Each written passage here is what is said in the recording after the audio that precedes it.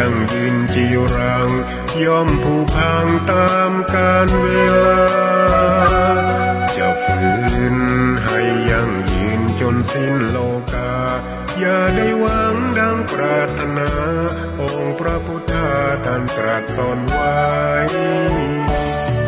เกิดแล้วคงไม่แคล้วต้องชราแก่อาคราวแก่สมปัญญาทั่วภารามีโถมไปเจ็บทุกข์ย่อมเวียนวนมีพ้นใครๆสัตว์โลกล้วนรู้แน่แก่ใจเกิดแก่เจ็บตายหลีกไปไม่พ้นใครหลงคิดหลงผิดอัตตาว่าใจแจ้งกมลแม้นใครปลงได้คงสุขล้นชีวิตมีมองมนเกิดมาเป็นคนสมบูรณ์ดับหายเพียงร่างกายไว้ชีวาแต่กุศลผลกรรมทำมาย่อมแปลงค่ากลายเป็นทุนส่งผลให้ทุกคนเวียนวนไม่สูญสุขและทุกข์เป็นไปตามทุนที่พวกคุณได้ก่อทำมา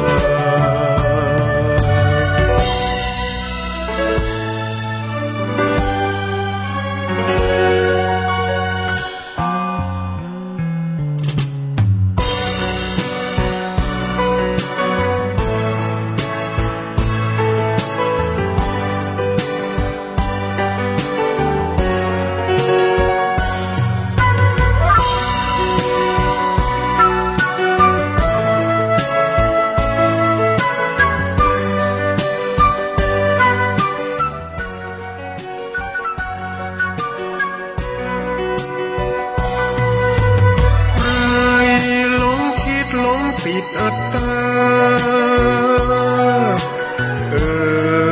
ว่าใจแจ้งกมล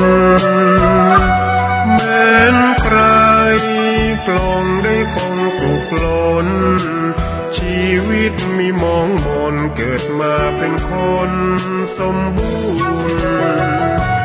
ดับหายเพียงร่างกายไว้ชีวาแต่กุศลผลกรรมทำมาย่อมแปลงค่ากลายเป็นทุนส่งผลให้ทุกคนเวียนวนไม่สูญสุขและทุกข์เป็นไปตามทุนที่พวกคุณได้ก่อทำมา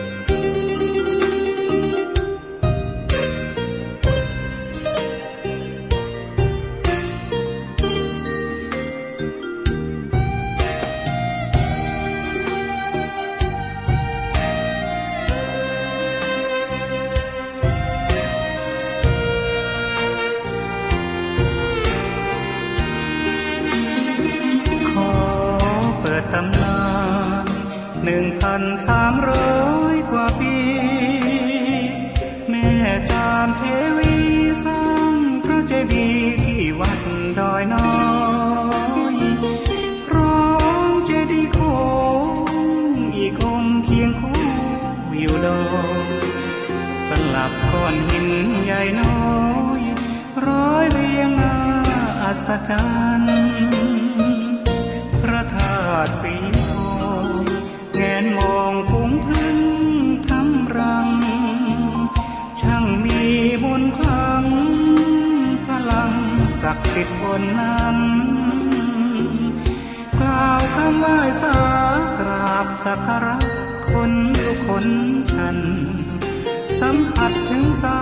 ยสัมพันธ์คงเป็นลูกหลานเคยร่วมสร้าง ดอยน้อยอยู่กลางยอดดอยโรยต่ออำเภอดอยเหล่าเขตติดต่อป่าสางลำพูนเดินทางปลอดภัยจากเชียงใหม่หรือสายลำพูนยินดีต้อนรับนักบุญมาร่วมสร้างทานบารมีตีสามตีสี่เปิดสถานีฟังตุลุงยองนักเทศเสียงทองชื่อเสียงดังก้องทั่วฟ้าธานีตัวจริงเสียงจริงวัดดอยน้อยแม่จามเทวีต้อนรับญาติโยมที่มีจิตศรัทธามาร่วมสร้างบุญ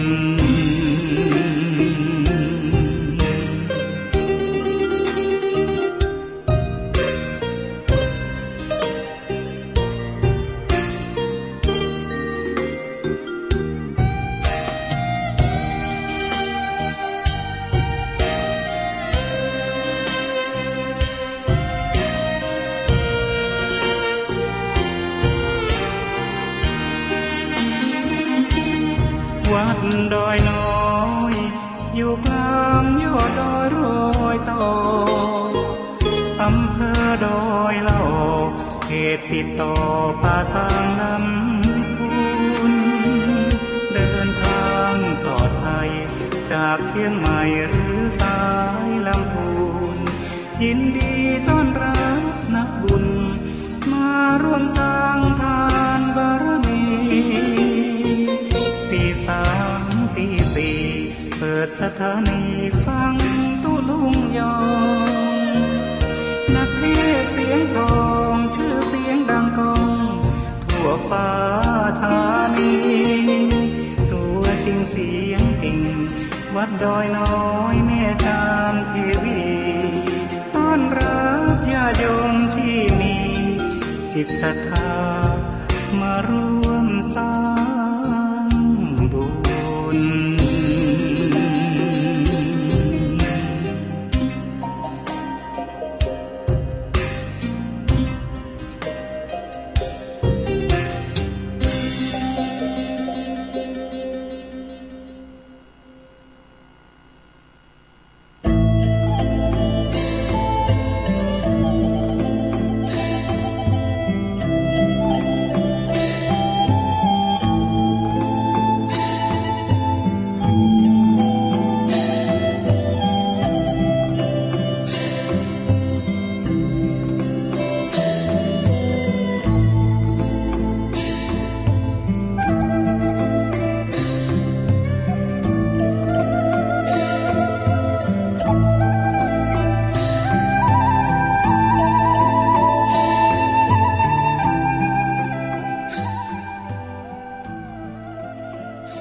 เกียรติยศมีมาเพราะหน้าที่อำนาจมีเพราะตำแหน่งเขาแต่งตั้งตำแหน่งหมดอำนาจหายไม่จีรังจงเสริมสร้างความดีเป็นสีตนตื่นเจ้าคืนมายิ้มแย้มแจ่มใสทุกโศกโรคภัยหายไปหมดสิ้นขอความนอบน้อมแด่พระรัตนตรัยอันมีพระพุทธพระธรรมพระสงฆ์เป็นสรณะตีปึงกราบแนบไต่ไหวสาถวายความเคารพมายังครูบาอาจารย์พระมหาเถรานุเถระตันเจ้าคณะพระสังฆาธิการพระภิกษุสามเณรเจ้าจุโตนจุองค์กุวัดวาอารามพลอมตึงสำนักติภักสงฆ์ตัวยขอความเจริญในธรรมเจริญปอนมายังบรรดาปอออกแม่ออกศรัทธาตันสาธุชนนักศีลนักบุญคุณดีทั้งหลายเนาะบ่ว่าจะปิ้นปอลงแม่ลงปอลุงแม่ป่า ตั้งปีป่าหน้าเอาอาสถาตินจ้องห้องวัดเถ่าแก่หนุ่มกำใจยิงต่างหลายตื่นจืนขึ้นมาก็มาเปิดวิทยุฟังรายการสัพเพเหระปะกินกะขอนลุงไก่แจ้งรายการเสียงธรรมแสงทองซึ่งรับผิดชอบบริหารเวลาดำเนินรายการโดยตนโตแห่งอาตมาภาพเก่ากระผมตุลุงหนันชัยวัฒนาคะเสโนแห่งวัดพระธาตุดอยน้อยตำบลดอยหล่ออำเภอดอยหล่อจังหวัดเชียงใหม่ก็มาปบมาปักกับปอออกศรัทธาอยู่3 คืน 3 เจ้าเนาะพัดสุกเสาร์ก่อนลุงไก่แจ้งก็มาปบมาปักกันคุณคว้าเนาะเป็นนักคุณคว้าทำการบาทนะเอาธรรมมาเตสันนามรดกธรรมปืนเมืองพองสาถาวัวพองณโอกาสบัดนี้พองธรรมบรรยายเอามาเราสู่จู้กันฟังในโลงเนอแล้วก็น้อมนำเอาชาดกนิทานมาในธรรมพองเข้าห้ำกำคือคติธรรมนำชีวิตจากสถาที่เปิ้นสูงมาตังระบบอินเทอร์เน็ตพองเอกนะเอามาเราสู่จู้กันฟังในโลงเนอนะก่อนอื่นที่ตุลุงจะได้เอิ้นไปตังสถานีวิทยุคืนบุญต่างๆที่เปิ้นมีบุญต่อโสดประสูต่อโสดหูเฮาได้ฟังถึงจ้องถึงบาทเนาะตุลุงก็จะได้นำไหวพระเป็นเบื้องต้นกันเนอพลอมแล้วกราบ1กราบ2กราบ3อิมินาสกาเลนะพุทธังอภิปูชยามะอิมินาสกาเลนะธัมมังอภิปูชยามะอิมินาสกาเลนะสังฆังอภิปูชยามะอะระหังสัมมาสัมพุทโธภคะวาพุทธังภคะวันตังอภิวาเทมิสวากขาโตภะคะวะตาธัมโมธัมมังนัมมัสสามิสุปฏิปันโนภะคะวะโตสาวกสังโฆสังฆังนะมามินะโมตัสสะภะคะวะโตอะระหะโตสัมมาสัมพุทธัสสะนะโมตัสสะภะคะวะโตอะระหะโตสัมมาสัมพุทธัสสะนะโมตัสสะภะคะวะโตอะระหะโตสัมมาสัมพุทธัสสะอิติปิโสภะคะวะอะระหังสัมมาสัมพุทโธวิจจาจารณะสัมปันโนสุขโตโลกวิทูอนุตตโลปุริสตัมมาสาลทิสัทธาเทวมนุสสานังพุทโธภควาติสวากขาโตภควตาธัมโมสันติติโกอากาลิโกเอหิปัสสิโกโอปันนยิโกปัจจตังเวทิตาโปวินโยหิติสุปฏิปันโนภะคะวะโตสาวกสังโฆ อุจจุปฏิปันโนภะคะวะโตสาวกสังโฆยายะปฏิปันโน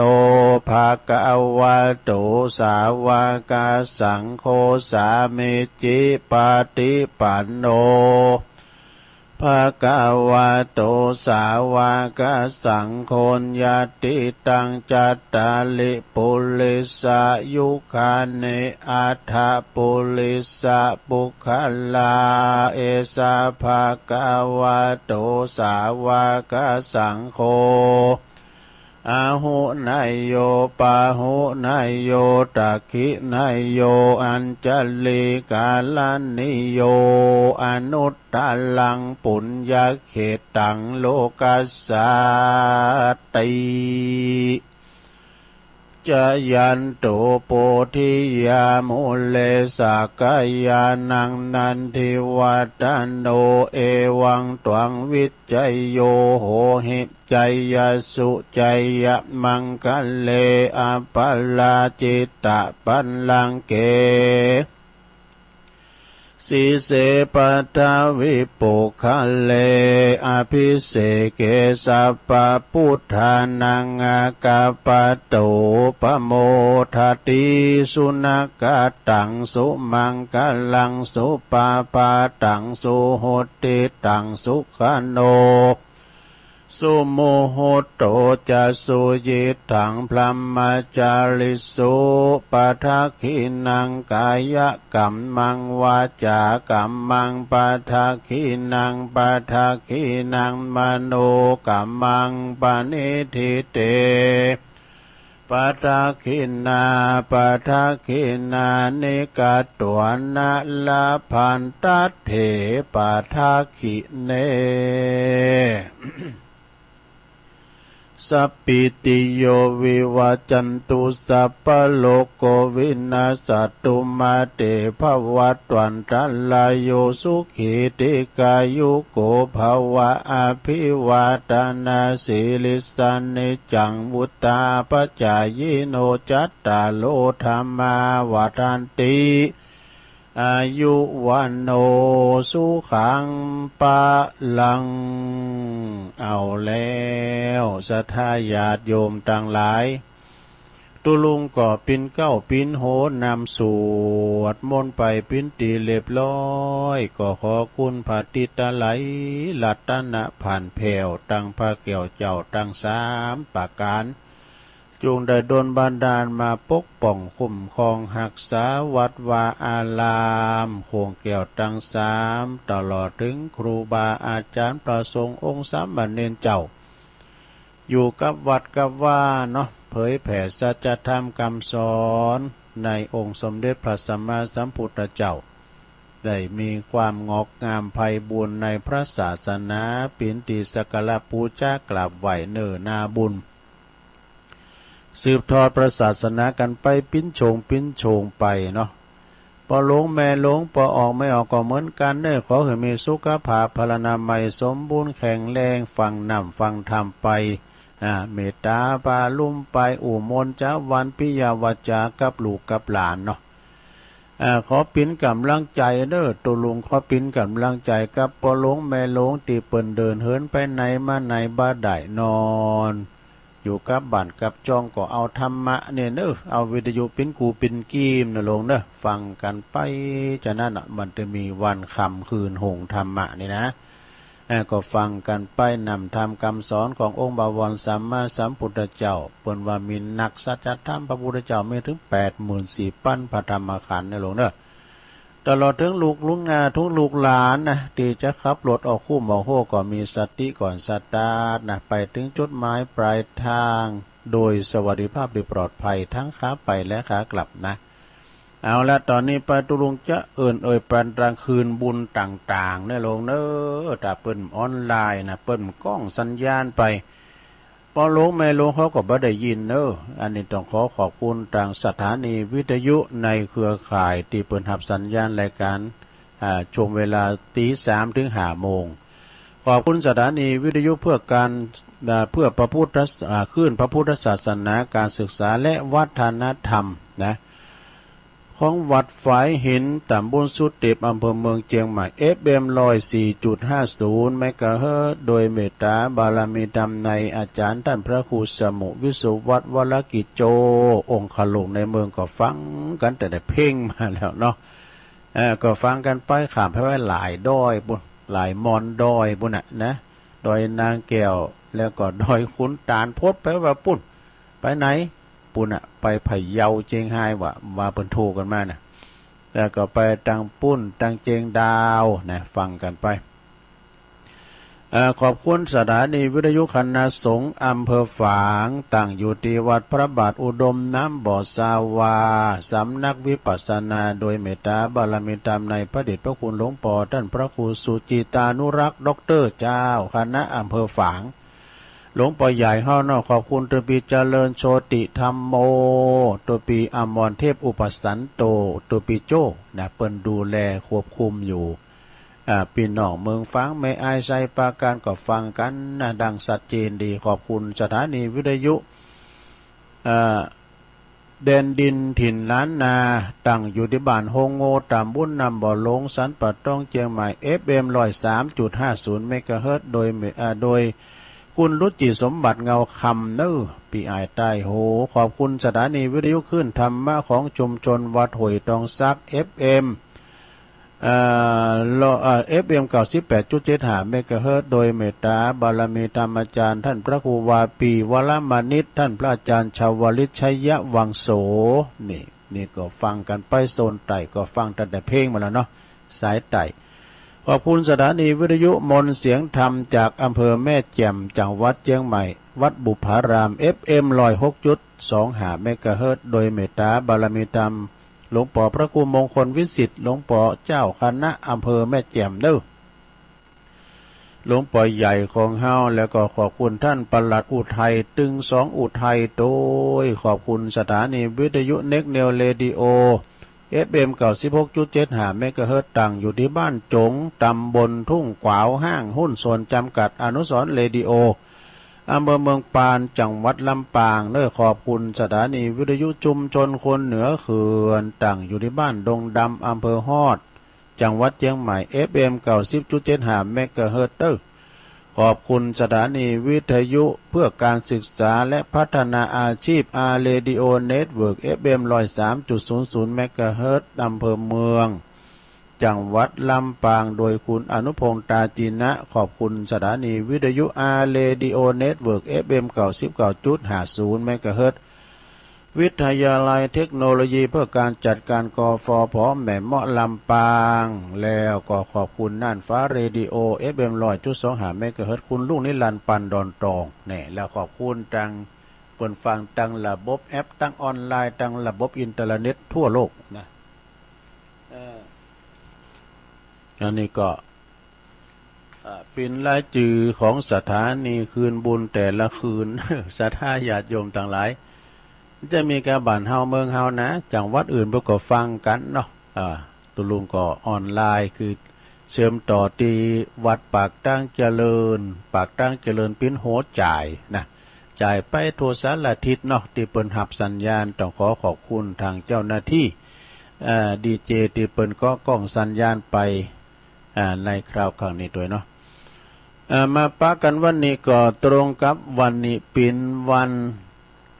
นพฤหัสบดีที่23เนอะญาติโยม23ของเดือนกุมภาพันธ์พศ2566เข้ามานี่แล้วศรัทธานะก็วันนี้มาพบกันเป็นเจ้าแรกวันพัดปะกัน3เจ้า3คืนพัดศุกร์เสาร์เนอะศรัทธาญาติโยมทั้งหลายก็บางพองก็ตื่นจื้นขึ้นมาแล้วนะฟังกันแต่เพลงมาแต่เมื่อตุลุงทองมาก็ถ้าได้มีอยู่นะ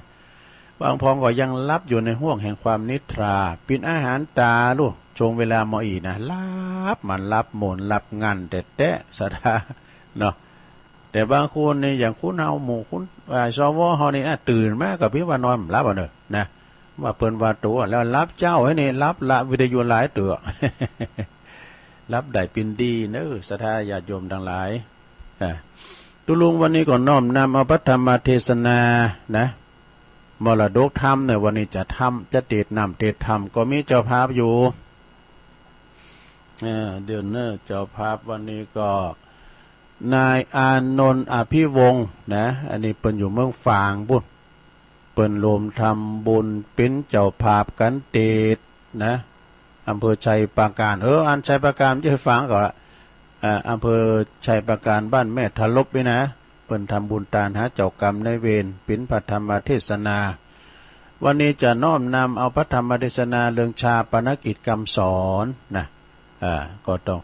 ขอบคุณเจ้าภาพนายอานนท์อภิวงศ์ซึ่งเป็นบุตรชายของคุณแม่อันนี้นะแม่สวรรค์อภิวงศ์นะเป็นอยู่ชัยปราการเนาะเดี๋ยวกันเนอเดี๋ยวก็เดดเนาะก็ชนะญาโยมวันนี้มาปบมาปะกันนี่เปิ้นมามีขอคิดขอบคุณเจ้านี่นะขอบคุณเจ้านี้วันเจ้าวันใหม่นะที่สดใสขอบคุณลุมหายใจเตมีกา อย่างแม่ครูทองคำที่วงคำวันนี้มีบุญแถมวันที่มีลุมหายใจอยู่ได้หันตะวันอยู่นี่นะเปิ้นก็ว่าขอบคุณคุณพ่อแม่ผู้หือกำเนิดเกิดเข้ามานะกันมีปอมีเมเขาก็ไม่ได้มาหันโลกละนะขอบคุณครูบาอาจารย์ทุกท่านขอบคุณกายนะกายนี่จิตดวงนี่ดีแล้วก็ขอบคุณทุกสรรพสิ่งรอบกายของเขานี่แล้วก็ขอบคุณญาติพี่น้องเปิ้นป้องเดียวกันกัลยาณมิตรดีหักทุกคนขอบคุณด้วยรอยยิ้มที่สดใสขอบคุณด้วยความรักจากใจนี่คือวันนี้และก็ทุกวันเป็นวันดีๆและมีความสุขภาพร่างกายสมบูรณ์แข็งแรงแจ่มจิตแจ่มใสใจสงบเย็นเป็นสุขแน่เป็นผู้ตื่นรู้เบิกบานทุกขณะจะต้องขอบคุณเนอะอันนี้ก็ขอคิดจากผู้ที่ทำคนเดิมหรือว่าเมตตาธรรมพระครูพุทธิธรรมสุนทรวัดแม่ตื่นเนาะเปิ้นได้ส่งขอคิดมานะก็ศรัทธาญาติโยมทั้งหลายในวันนี้นี่ศรัทธาก็ฟังกันอยู่เนาะศรัทธาเดี๋ยวเอาขอคิดอันนี้มาก่อนสมัยแต่ก่อนนี่ศรัทธาญาติโยมทั้งหลายอันนี้ก็เข้าทาเนอะ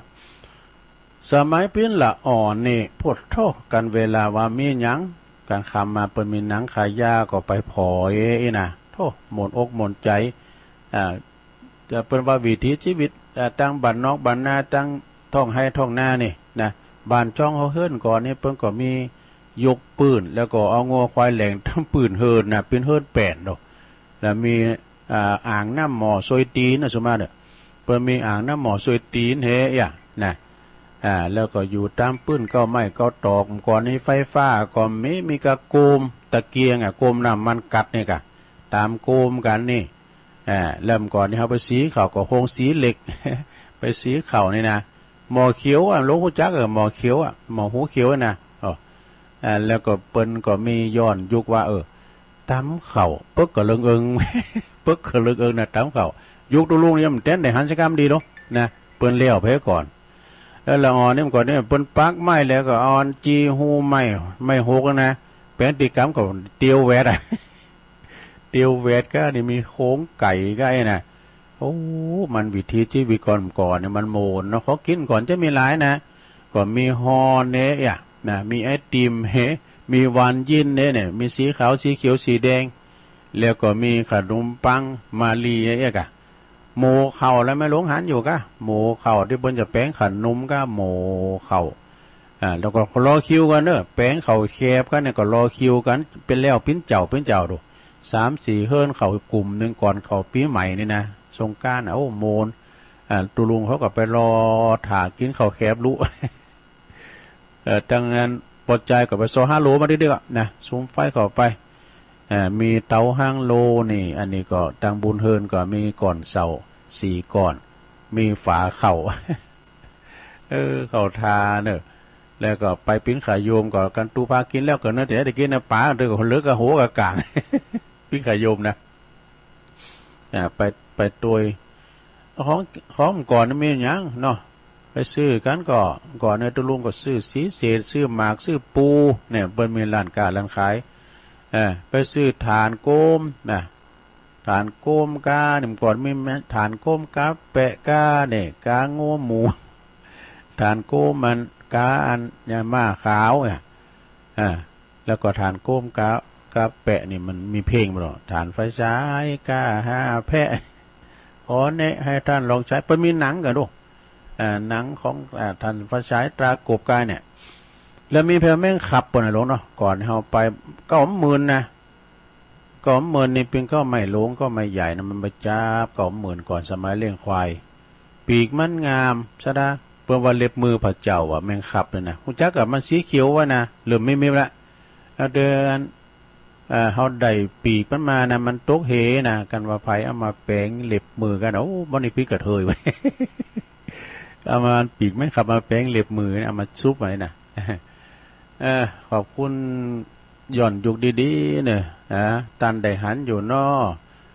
อันนี้แม่ครูทองคำที่วงคำเสาหินสีโบบานเปิ้นสูงมาเอาละศรัทธาญาติโยมทั้งหลายต่อนนี้ไปนะตัวลุงก็จะได้เตดน้ำเตดทามด้วย อู่กันไปอู่กันมากึ่งชั่วโมงละวันนี้ก็เจ้าภาพนะนายอานนท์อภิวงศ์พี่น้องแม่ถลบปูนชัยปราการตาลนำตันทำแล้วว่าวันเกิดมันใช่ฮะวันนี้นะอาจารย์หาเจ้ากรรมในเวรเจ้ากรรมในเวรพอเกิดแม่เกิดด้วยนะขอให้สุขภาพพลานามัยสมบูรณ์แข็งแรงอยู่ดีมีสุขจุกดีมีใจกระเดียวกับปันป้อนตัวลุงก็จะว่าทำไปเกินศรัทธาฟังธรรมมรดกธรรมปืนเมืองนะทำเลยอย่างตุชาปนกิจคำสอนก่อมป้อมื่นเก่านะลองฟังก่อนป้อจานป้อนานมาล่อนธนาธรรมกันเหรอพลมมาเลยตูนอกแอนภาพต้องเต้นวิมานทองทำอันใดดีทลาทลองตามกองแห่งนักปราชญ์ผู้ข้าน้อยนาฏก็ขออาราธนา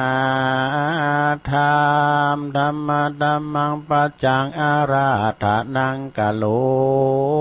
มา ฟังธรรมไปลงเด้อ นะโมตัสสะภะคะวะโตอะระหะโตสัมมา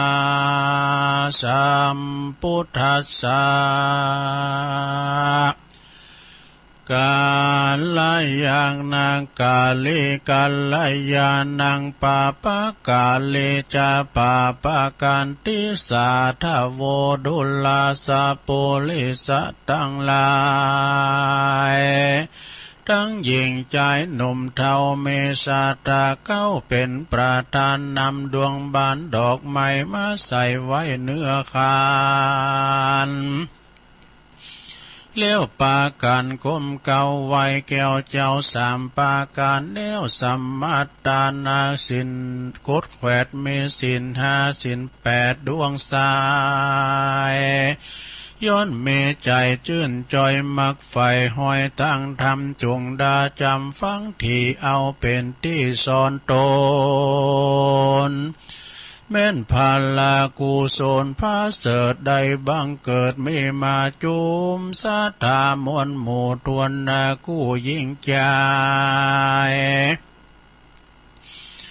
จักอุติสาพันภายไปโลดแก่ผู้มวยหมดมลานาอันจุติตายไกลกลาลาพลากชีวิตจากเสียตนขอพละกุศลเยื่องเนยาได้หลีกลี่เนหายขอไปโลดแก่ผู้ตายเตียงแต่ดีลีแด่เตอมนุษย์สา อันว่าคนนานนาโลกไตทวนนาค่อยยิ่งใจเกิดมาได้ปังเป่าบ่มีอันใดแล้วติดตนจุมลางคนต่ำมาก้อยตุกจองหอยอานาถาพ้องเกิดมาจูนหนุนที่เกิดที่ขากูลมั่งเต่าได้เป็นเจ้าเศรษฐีเขาของเมหลายหลากบ่อตุกยากอันใดป้องก่อมไม่เขียนใจไม่มาดมีพยาธิมาแฝงเปียที่แหล่งหลายแหล่ตุกนักแก่เครื่องขี่ตามกรรมมีแต่ใจอันสร้างไว้ป่ามามโนสามวลหมู่อันข้างอยู่ทรงสารเมบ่อสำลานนาเตี้ยงมันรู้บ่อสำลานมันเตี้ยงรู้ความเงียงไปมาวันเวลาไม่น้อย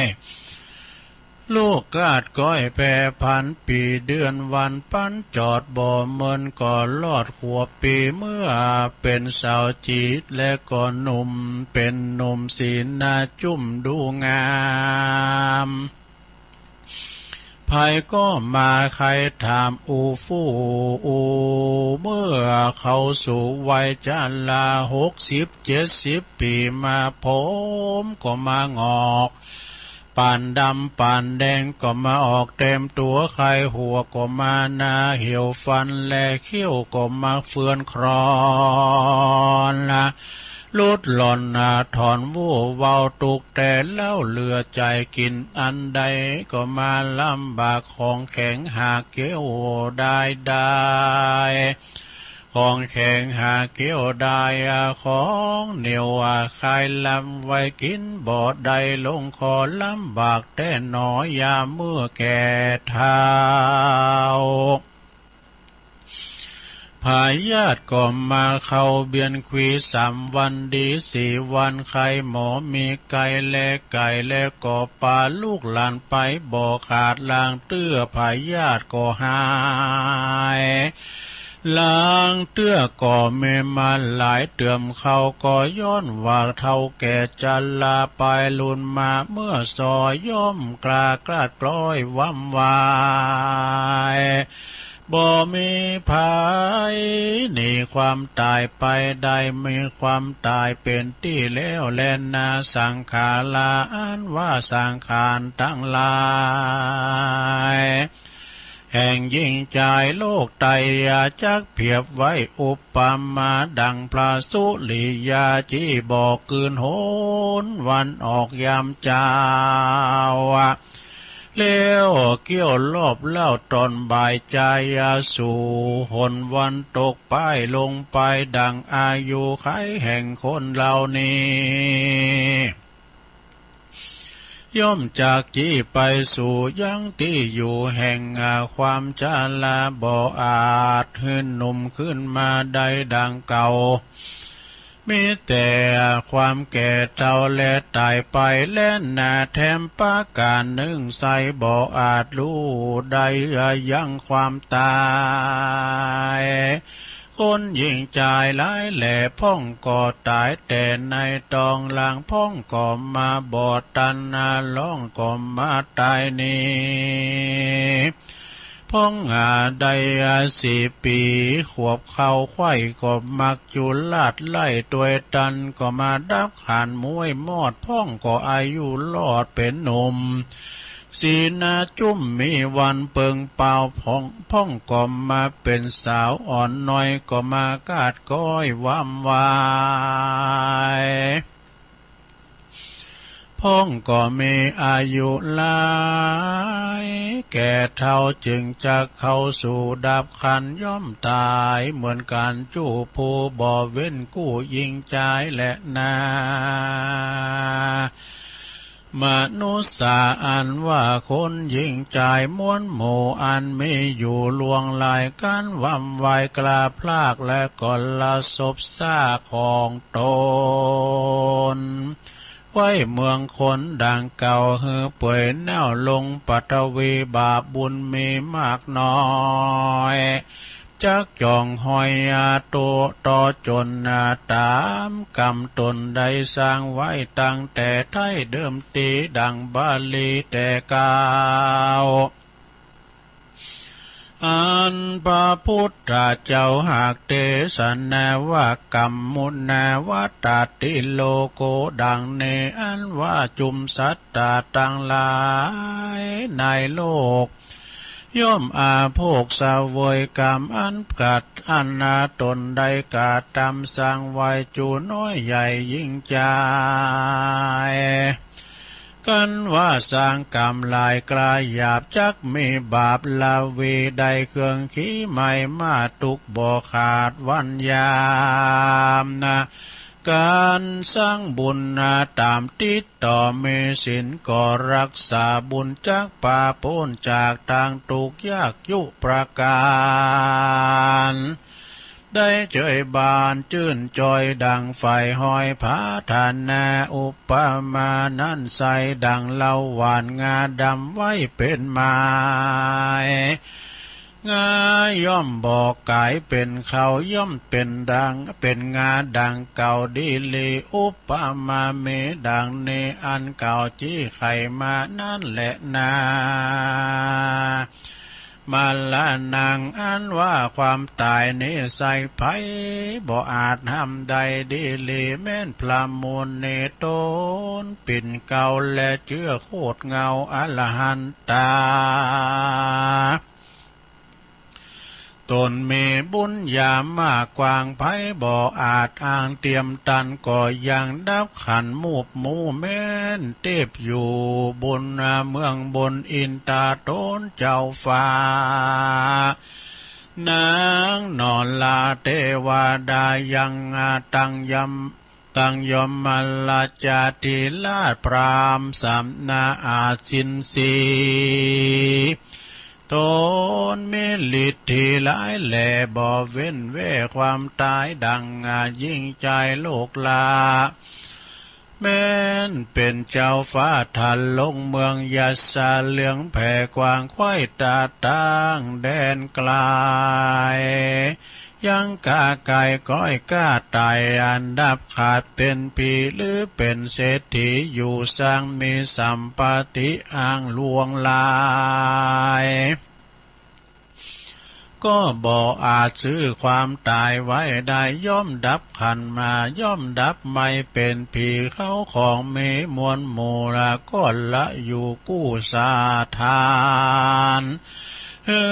จุมลูกหลานตานเต่าได้เป็นเจ้าแทนไปบ่มีภัยแต่ใส่หลีกเว้นใดตั้งตาย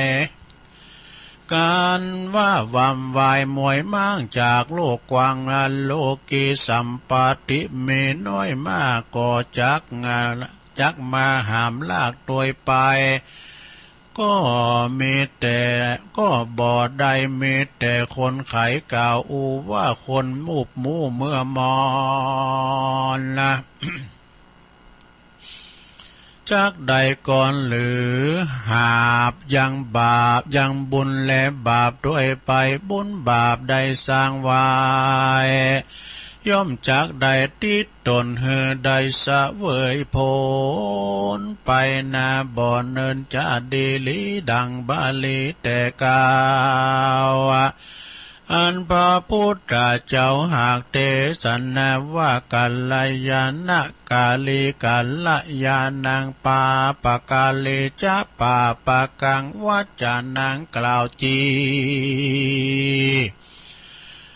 แจ้งที่กิยาว่ามนุษย์โลกใดสร้างกรรมไว้สันใดกรรมนั้นจักใดไปตอบใส่ใดร้ายและดีการกาลีหยาบจะสร้างสร้างบาปกล้าจังไลบาปจักป่าไปแทนตอบได้ตกยอบ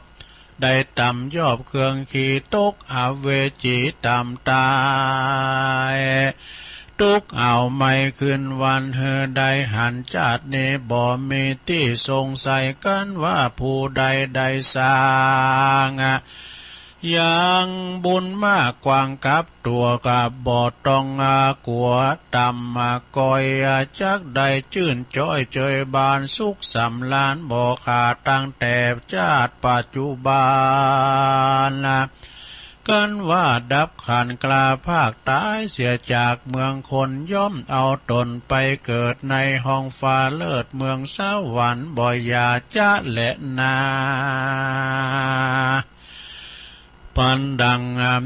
ปันดังคนยิงใจน้อยใหญ่ใหญ่น้อยมักไฟหอยต่างดำกาดำกำถอยจากมักงาบาปกระทาโลนการกุศลน้อยมากก็มาเว้นจากเสียไก่กันคนมาไขบอกกล่าวเฮรู้ข่าวกองดีว่าเหือเว้นหนีจากตั้งบาปเหือปากันหาบตั้งบุญมีสินหนุนจองหอยสร้างกุศลใหญ่น้อยนาย้ำวัดวาสร้างกอบแปงขวดต่อคำนาตีปลูกไม่ดีล่มกว้างช่วยก่อสร้างต่างนาเตียวขอและเหลียวพอค่อยยามคนใหญ่น้อยอันนาตราบใดมอลันนากลาภาคก็มาได้บริจาคเดตานะมานซ้ำมาแสงขานกล่าวถอยว่าต่อคนใหญ่น้อยยิงใจว่าธรรมาดาตังละธรรมว่าธรรมต่างหลายกูขอเกยฟังต่อกันมารู้ขียาต่างโลกรู้อาโภคต่างทำการบุญนำนั่นใส่ขอเอาไว้วันลูนะจักกาดำบุญติดต่อภาวันนะก่อฮัดใจมันจะไขเก่าอ้างมีต่างหลายอาละที่แต่ตัวมันนั่นใส่ก็ได้เป็นอายบาปใหญ่มัวดำบ่เคยฟังทำถอยวาดบ่เคยใส่บาตรยอดตาลสิ้นเจียงขันหาเส้นงาก็มาลบหลีกเว้นเสียไก่เต้าลงไหลหลิงลูเขาไปสู่ตั้งวายการว่ามันตายมวยมั่งบาปก่อสร้างว่าเอาไว้ก็มาผ่ากดใดเล่งหันจักวันขึ้นนับจักวันไปสู่ยังที่อยู่อเวจี500 ปีเป็นขนาดใดไม่มาดเรือผ้ามานกรรมมาตัวหารแต่ก่อนใดยุดย่อนหายหนีวิบากมีบ่เหือดกันใดมาเกิดเป็นคนก็มีเนื้อตุนบ่ทวนครบไข่ล้วน32อันใดขี่มองต่ำก้อยตุกจองหอยอันนาทาเข้าของหาบ่อใดเป็นเปียตีไข่บ่อขาดยาก็บ่อาจจักหายเกิดหน้าใจหมายไฟหอยย่างของใหญ่น้อยอันใดก็บ่สมใจสักหยาดเตี้ยงก้อยกาดไกลกราอายุวัสาก็มามินสันเตียวบ่อเตี้ยงมันปันตายย้อนบาปหลายสร้างไว้มาเลยไล่ตัวตานั่นแหละนาตาสามาเหตุนั้นสายคนโลกไตยิ่งใจฟังกรรมหมายโอวาทแห่งพระตนอาจศรัทธาจุงรีบหาก่อสร้างแต่ถ้าตั้งดีสัทธามีอย่างเชื่อมีสินกูเมื่อเป็นนามายเห็นลิความละอายต่อบาปอันละหยาปะโลอดตาปาบ่โอตตาปะมีความกลัวสะดุ้งต่อบาป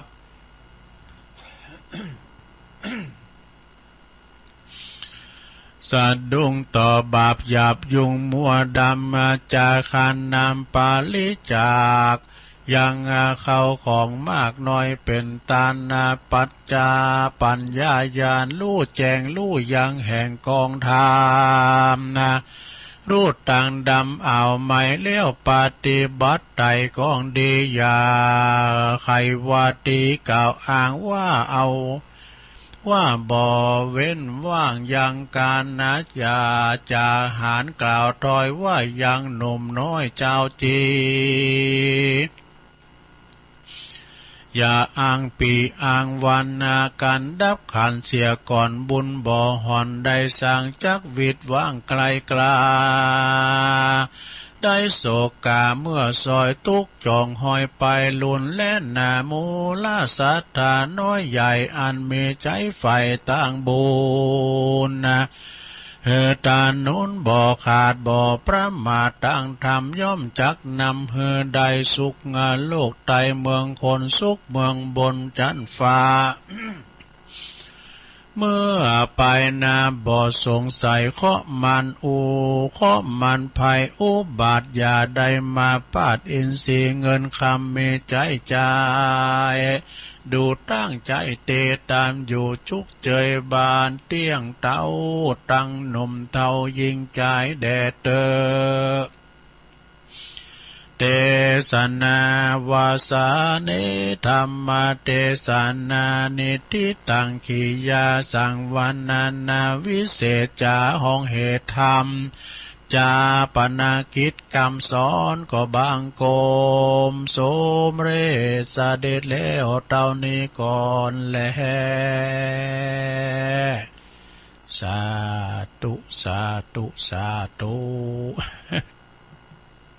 เอ้าจบลงไปศรัทธารับไปแล้วกาลง จาปนากิจกรรมสอนเนาะก็เทศนาพิษมรดกทำเสียงมันไข่ลงไปหน่อยนะลงเนาะเสียงมันใหญ่ไปหน่อยลูกม่ามเจ้านะขอบคุณเจ้าภาพเนอร์นายอานนท์อภิวงศ์ทำบุญหนึ่งในวันคล้ายวันเกิดโดยปิ้นเจ้าภาพการเตศอุทิศบุญกุศลไปหาเจ้ากรรมในเวรเทวบุตรเทวดาตลอดถึงสัพเพสัตตาทั้งหลายเนาะเปิ่นอยู่แม่ทลบชัยปราการพุ่นซึ่งก็เป็นบุตรชายของแม่สาวลักษณ์อภิวงศ์ชัยปราการพุ่นเนาะ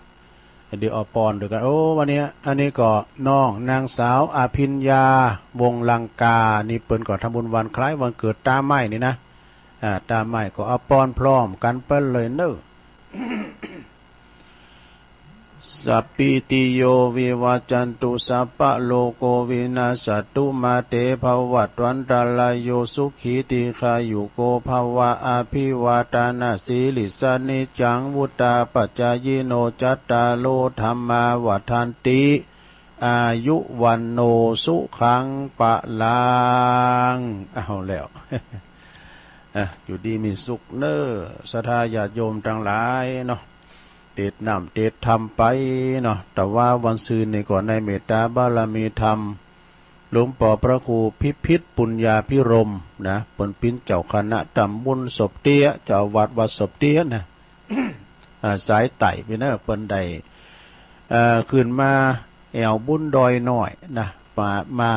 พระพบกับท่านพระครูสาธุกิจนานหลวงพ่อห้อมอยู่นี่ ไปงานเขาดำลืมพระกันตุลุงก็ไปถวายกันตอนรับหลวงพ่อเนาะเพิ่นก็ว่าโอ้ฟังอยู่เนอะถ้าเด้อข้าก็รับตัวฟังตัวน่ะต้องขอกราบขอบคุณในเมตตาธรรมเนาะเปิ้นเอาปาตะขึ้นมาบุญดอยก็เป็นมงคลนะพระครูพิษปุญญาภิรมย์นะศพเตี้ย ครูบาอาจารย์เพิ่นก็ฟังกันหนักอยู่เหมือนกันเนอะศรัทธาในเมตตาบารมีธรรมหลวงพ่อพระครูอินทยานรังสีครูบามาเนอะวัดพุทธนิมิตรนะตีปรึกษาเจ้าคณะอำเภอจอมทองวัดพุทธนิมิตรนี่นะปะกันนะข้าก็ฟังตู้เขาอยู่นะไอ้นะ ต้องขอกราบขอบคุณเนาะไปทางสายตั้งเวงน้องหล่องก่อตุลุงธรรมหุยปันจ้อยอรุณวิทยาวาส ฟังตลอดนะตู้ไอ้ดอกต้องขอบคุณเนอะครูบาอาจารย์ที่เปิ่นฟังกันอยู่นะก็มีหลายอยู่เปิ่นฟังกันหลง เพราะว่าสำเตือเปิ่นนอนรับอ่ะ เดี๋ยวเปิ่นก็ฟังตัวลุงรุ่นตัวไหนมันจะว่าอย่างได้นี่ ตัวนี้มันจะว่าอย่างได้ไหนนะ ก็ขอขอบอกขอบใจกับศรัทธาญาติโยมด้วยเนอที่เพิ่งก็ฟังกันนะ แล้วตอนนี้ไปตุลุงจะเอานี่มาวามก้ามก่อน บทความสุมาเดี๋ยวลงเด้อบทความเนาะเปิ้นเล่าถึงเปรตผีเพดนี่เนาะ ของหลวงปู่ขาวอนาลโย วัดถ้ำกลองเพนอำเภอเมืองจังหวัดหนองบัวลำพูนี่เปิ้นเล่าว่าจะฮือธรรมะประจำวันนี้เสนอในท้องเรื่อง เปรตงูเหลิมเพราะความโลภกับเปรตแม่เสือความโกรธเนี่ยโลภโกรธนะพี่จะได้ลองฟังพอเนอะ ความโกรธความโลภเป็นเหตุให้คุณเฮาเนี่ยทำกรรมชั่วขั้นตายไปแล้วก็ได้ไปเป็นขั้นตายไปแล้วก็เป็นเหตุแห่งการไปตกมรณะกายเนาะในทางพระพุทธศาสนาของเขานี่นะพอป่นจากนรกมาแล้วก็ได้มาเกิดเป็นเปรตเฝ้าทรัพย์สมบัติอันโหงแหนของตนไว้นะคุณก่อนนี่เปิ้นมีธนาคารเนาะไปฝังที่จุ้มปลูกของข้านี่เนาะเอาไปฝังดินไว้กันนี่ตายแล้วก็ไปปะเหเววนไปปิ้นงูพองกายนะจะเก็บแมงป่องบ่ก็เฝ้าทรัพย์นะที่เก็บไว้ฟังเอาไว้เช่นเปรตงูเหลิมนี่เปรตงูเหลิมนะหลวงนอนคดอยู่อะนะเปรตงูเหลิมนี่นอนคดเฝ้าสมบัติบ่ได้ไปไหนมาไหนวะเพราะความหยังเพราะความโกรธทำให้คนเสคุณกลายเป็นคนชั่วเช่นไปฆ่าคุณเปิดเอาทรัพย์สมบัติของเปิ่นปองไปชอไปโกงเปิ่นพองไอ้น่ะเปิดผ่อนคลายความโทสะของตนไปฆ่าเปิ่นเนี่ยเพราะว่าความแค้นไปเผาบ้านเผาจ้องเปิ่นไปเผาบุคคลอื่นนะเผาบ้านเผาเฮือนคนอื่นนะบางคนก็ไปทำบุญแปลว่าไปทำบุญทำทานกันใหญ่โตมโหฬารน่ะปินเจ้าภาพทำบุญใหญ่โตมโหฬารแต่เสเพราะความโกรธความมีโทสะนะมีความโทสะความโกรธมักมันใหม่กุศลผลบุญจนหมดสิ้นนี่แปลว่าเมื่อหมดบุญหมดกุศลบาปก็พลอยทวีคูณขึ้น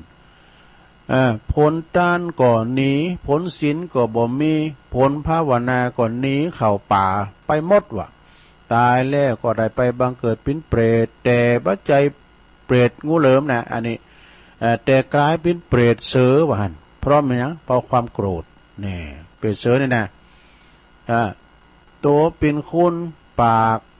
มีโหนดเหมือนเสือว่ะ มีตีนมีเล็บเหมือนเสือเหมือนกับเสือจริงๆไอ้ดอกหลวงปู่ขาวอนาลโยเนี่ยเปิ้นถามเพจนะเปิ้นถามเปรตทำไมหรือคุณโยมจึงเป็นเสือเนี่ยทำบุญจนจะหมดตัวอยู่แล้วเปิ้นถามไปนะเนาะเปรตเสือนั่นก็ตอบว่าดิฉันเอาว่าเป็นไม่ยิงเพจเสือนะดิฉันโกรธมากเนี่ยเมื่อความโกรธเขามาครอบงำเลิศขึ้นหน้าแล้วก็มันออกอยู่ที่หน้าตาเนี่ยหน้าตาแดงก่ำนะดิฉันมองบาหันภัยเลยด่านะบทโรด่าตุด่าเจ้าด่าพระด่าเจ้าประมาณนะด่าข้าราชบริวารโมด่าลูกด่าล้านด่าโพด่าลูกด่าเจ้าจาดขัดกุลมุนอยากคุดมาด่าเมื่อว่าด้วยเพราะความยังโทสะความโกรธเนี่ยของที่เฮาเคยเคารพนับถือมีคุณกาแต่ก่อนเก่ายกขึ้นมาด่าจนหมดสิ้นดูเปลี่ยนเสือเนี่ยนะ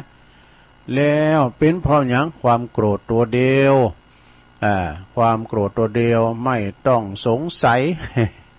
นกแก้วบื้อไม่ต้องสงสัยทำให้ดิฉันหมดความดีไปเลยนะคืออริยทรัพย์ตายไปแล้วก็บังเกิดเป็นเสือเสวยทุกขเวทนาเป็นเปรตเสืออยู่อย่างนี้แหละนี่เปรตแม่เสือกับเปรตงูเหลิมนี่มันต่างกันว่าประมาณนะเปรตงูเหลิมเป็นอะไรเปรตงูเหลิมนี่มีทรัพย์สมบัติฝังเอาไว้แล้วก็ไปเฝ้ากันคุ้มทรัพย์ว่านะเป็นผู้สมเฝ้าทรัพย์นะก็ยังมีความสุขอยู่อ่ะ แล้วก็ได้ยิ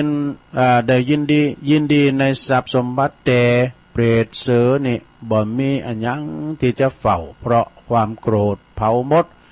เผาหัวจิตหัวใจนะเผาตั้งหัวใจเปรตเหือได้ฮ้อนร้อนดังไฟสุมนี่จบนะหลวงพ่อหลวงปู่ขาวอนาลโยวัดถ้ำกองเพลนอันนี้เปิ้นเขียนมาไว้อีเนาะขอบคุณแม่เดือนเพนเด้อเปิ้นสูงมาแม่เดือนเพนทิมวางน้องห้าน้ำบ่อหลวงนะอันนี้ก็สูงมาเนาะต่อไปอันนี้ตุลุงก็จะเอานี่มาว่าทำกันอันนี้เปียดเหมือนกันนะลงเนอะปิ้นเปียดโหวันนี้ยังไม่กระพริบเพจจัน ฟังเอาโมนะลงเนอะฟังเอาแต่มันมีแตกแฝงความจริงนะสถาเปียดนี่มันจะมีอย่างเดียวนะเปียดดิบก็มีเนี่ยเปียดซุกก็มีเปียดดิบก็คือคุณเฮาเนี่ยเปียดหัวดำเนี่ยกันนะ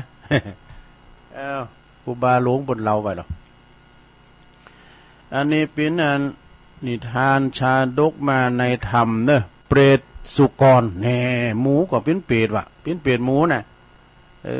เป็นอย่างอัน เดี๋ยวกันเนอะตั้งรักดีๆกันเนอะเปรตสุกรมีความเป็นมาอย่างไรเนี่ยมีเรื่องเล่าให้ฟังว่ายังมีพระมหาเถระอยู่2 ตนเนอะอยู่2 ตนอยู่วัดเดียวกันแห่งหนึ่งนะท่านทั้งสองก็มีความฮักใคร่กันซึ่งกันและกันเฟื่อเผื่อแผ่กันเปิ้นมีอยู่2 ตนเนนก็มีนะโดยขอปฏิบัติและก็ศีลาจารวัดปิ้นตนหักกันแปลงกันดุดว่าปิ้นปีปีน้องโลมันดาเดียวกันมาวะนะเอโกยังมีหันวันหนึ่งมีพระอคันตุกะนี่คือตุเจ้าต่างอื่นต่างแดนมีพระธรรมกถึกในเป็นองค์เตศนะเป็นนักเทศนะลงเนอะเป็นนักเทศนะนักเทศอยู่ต้นหนึ่งเขามาสู่อาวาสนะอยู่มาดีวัดของตัวท่านทั้งสองน่ะโอ้มหันพระมหาเถระทั้งสองเนี่ยมีลาภสักการะสัทธามาตานอยู่ใจนะเบื่อก่อตื่นหนึ่งมาเบื่อก่อตื่นมาเนี่ยขอหันลาภสักการะละโดหันเหตุแล้วนะ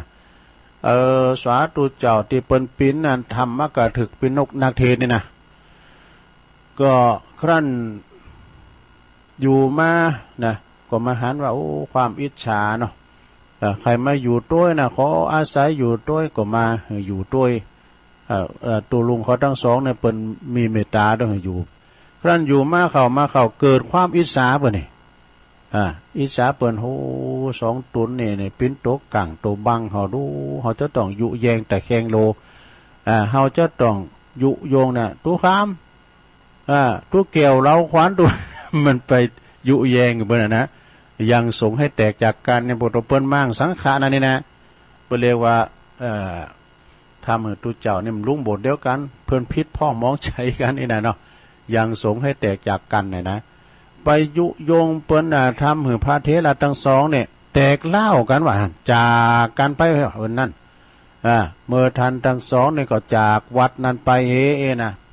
มาเพราะว่ามือที่3เนี่ยระวังนะมือที่3ลงต่างคุ้นต่างไปแต่มันจะไปทางเดียวกันนะไปคนละทางตุนหนึ่งไปทางวันตกตุนหนึ่งไปทางวันออกด้วยกันเนาะฝ่ายธรรมกถึกกับกรรมนี้กับปดโตเพื่อก่อสัทธาก็แต่งตั้งปิ้นเจ้าอาวาสเลย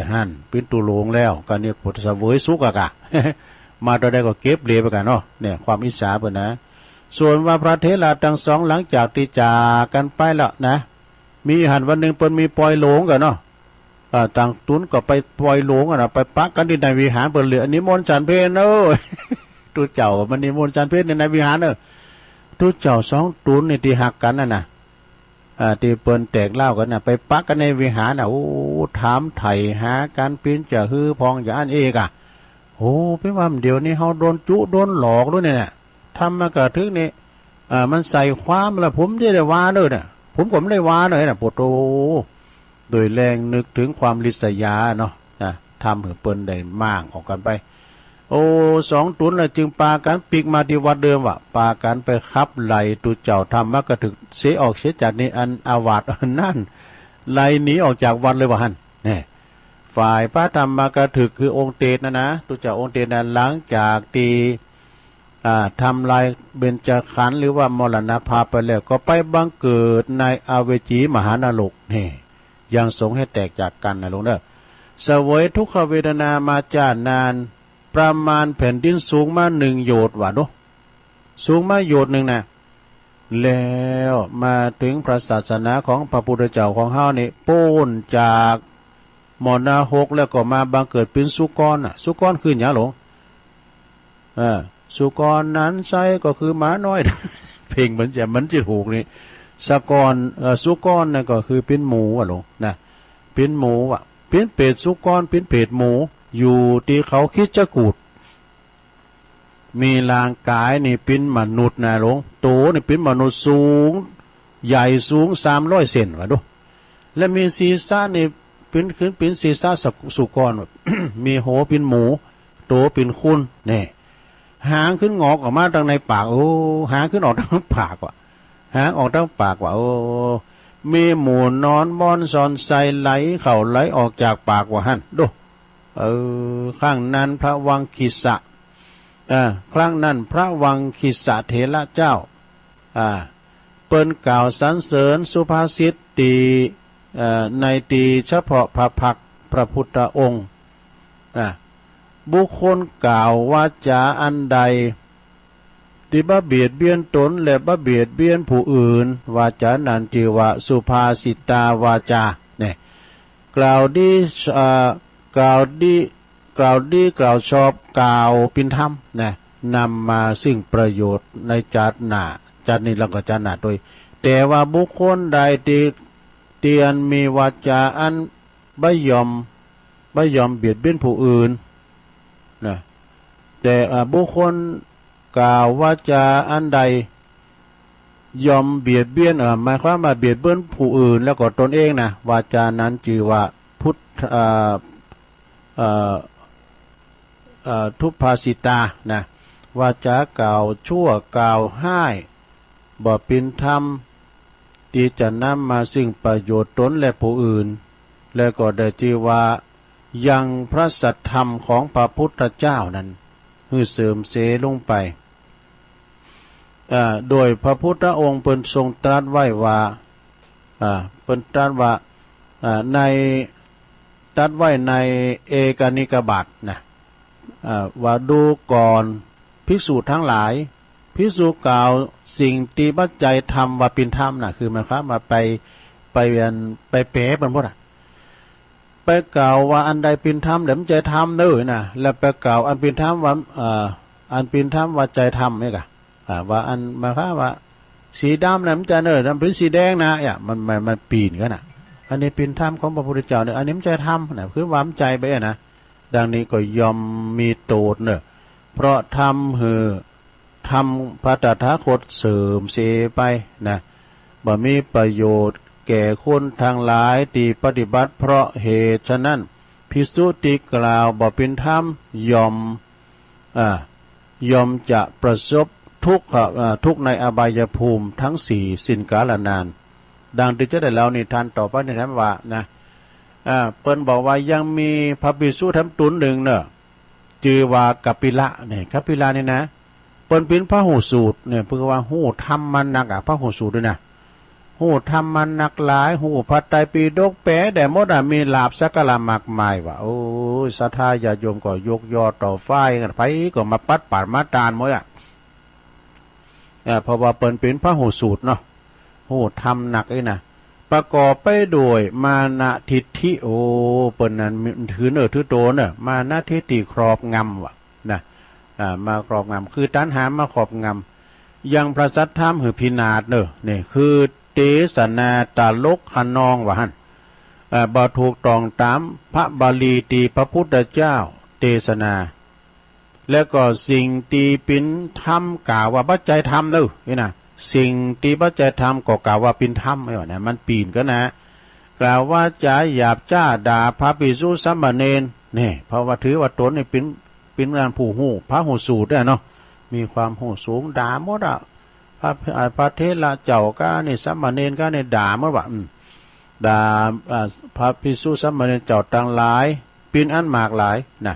ครั้นพระกัปปิละ ภิกษุนั้นได้ทำลายเบญจขันธ์คือมรณภาพไปก็ไปบังเกิดในอเวจีมหานรกเสวยทุกขเวทนาสิ้นกาลนานนี่ครั้นมาถึงศาสนาของพระพุทธเจ้าของเฮานี่พ้นจากอเวจีนรกแล้วก็มาบังเกิดเป็นปาตะเพนทองปาตะเพนทองนะหลวงเคยหูจักปาตะเพนทองนะอยู่ในแม่น้ำอาจิรวดีนะโดยพ้นวิบากมีปากนี่เหม็นวะนะปากมันเหม็นปากด้วยนี่นะโดยเหตุที่จันแล้วปังหลังเป็นพหูสูตรแต่ไปด่าพระภิกษุสัมมาเนรแล้วก็วากรรมหยาบจ้าแก่พระภิกษุสัมมาเนรทั้งหลายในจาดปังก่อนนะ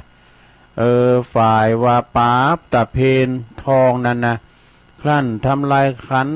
ก็กลับไปเกิดตีอเวจีนรกโดยโทตีทำให้พุทธวจนะของพระพุทธเจ้าในเศร้ามองไปว่ากล่าวอันใดดี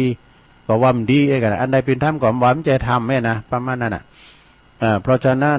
พระภิกษุทั้งหลายอย่าได้ประมาทเน้ออย่าโดยสมเด็จพระสัมมาสัมพุทธเจ้านะติเตียนพระฉัพพวคีนะพระภิกษุทั้งหลายกล่าวว่าจาหยาบจ้าว่าภิกขเวดุลาภิกษุทั้งหลายเจวาวาจาหยาบคายเกิดความพินาศบ่มีประโยชน์เลยนะแม้ที่สุดแต่สัตตลิสารก็โกรธโดยคำหยาบจ้านะจึงจักนิทานนิมาเป็นอุทาหรณ์จบสาญาติโยมอันนี้เปรียบสุกรเนาะเปรียบสุกรกับปาตะเพนทองจบลงไปนะลงเนอะเอามาเปรียบเทียบนะสทายาโยมเปิ้นว่าวัดได้มีผีเพจนี่เปลี่ยนวัดห่างนะ ผีเพจมันจะมีหมดอะลงเนาะผีเพจผีเพจจำเติมเพิ่นก็ว่าโอ้มันสูงเต่าเก่าตานแล้วก็อันมือมาในเต่าใบตาลปะแล้วอันหูปากเต่าหูขิม ในนั่นนะแล้วมันก็หิวโหยนะหิวโหยขยากย่ากินก็กินแต่ตัวหน่อยมันปากเต่าหูขิมนี่แหละตัวใหญ่ตัวสูงเนาะลูกเนาะ หลังจากที่ตุลุงยกนิทานมานี่แล้วนะตอนนี้ไปก็มีแถมเลิงหนึ่งอันนี้ปิ้นนันกรรมอันนี้เนอะกรรมที่พระพุทธเจ้าชนะมารพระพุทธเจ้าชนะมารเรียกว่าพุทธชัยมังคละมงคลคาถาพาหุงมหากาอันนี้นะของปครูศรีนวลแก้วสุขเนอะอันนี้นะปครูศรีนวลแก้วสุขเปิ้นก็ลิขิตเขียนมาพระพุทธเจ้าชนะมาร8 ครั้ง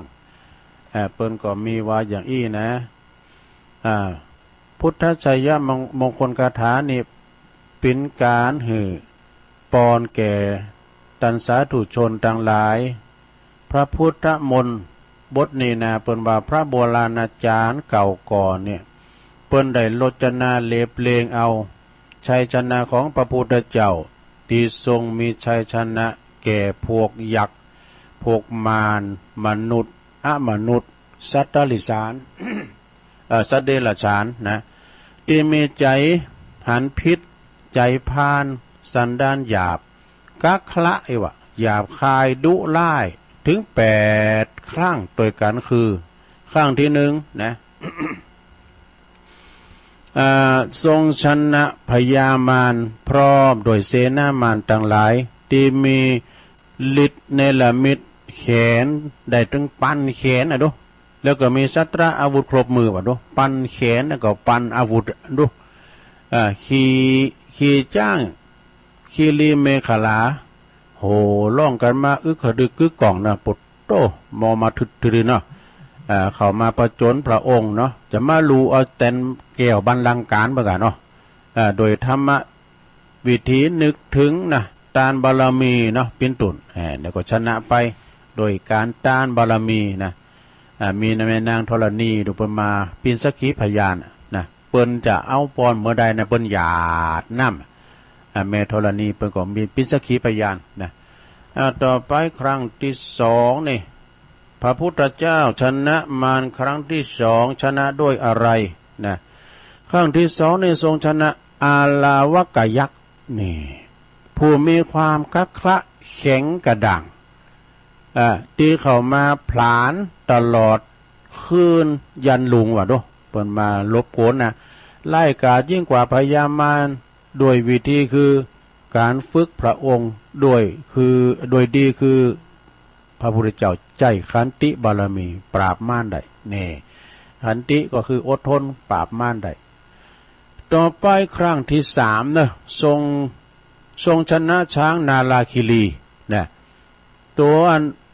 มันนั่นประวัติตัวมันเมายิงหนักนะแสนตีจะท่าลุนโหดร้ายเหมือนไฟ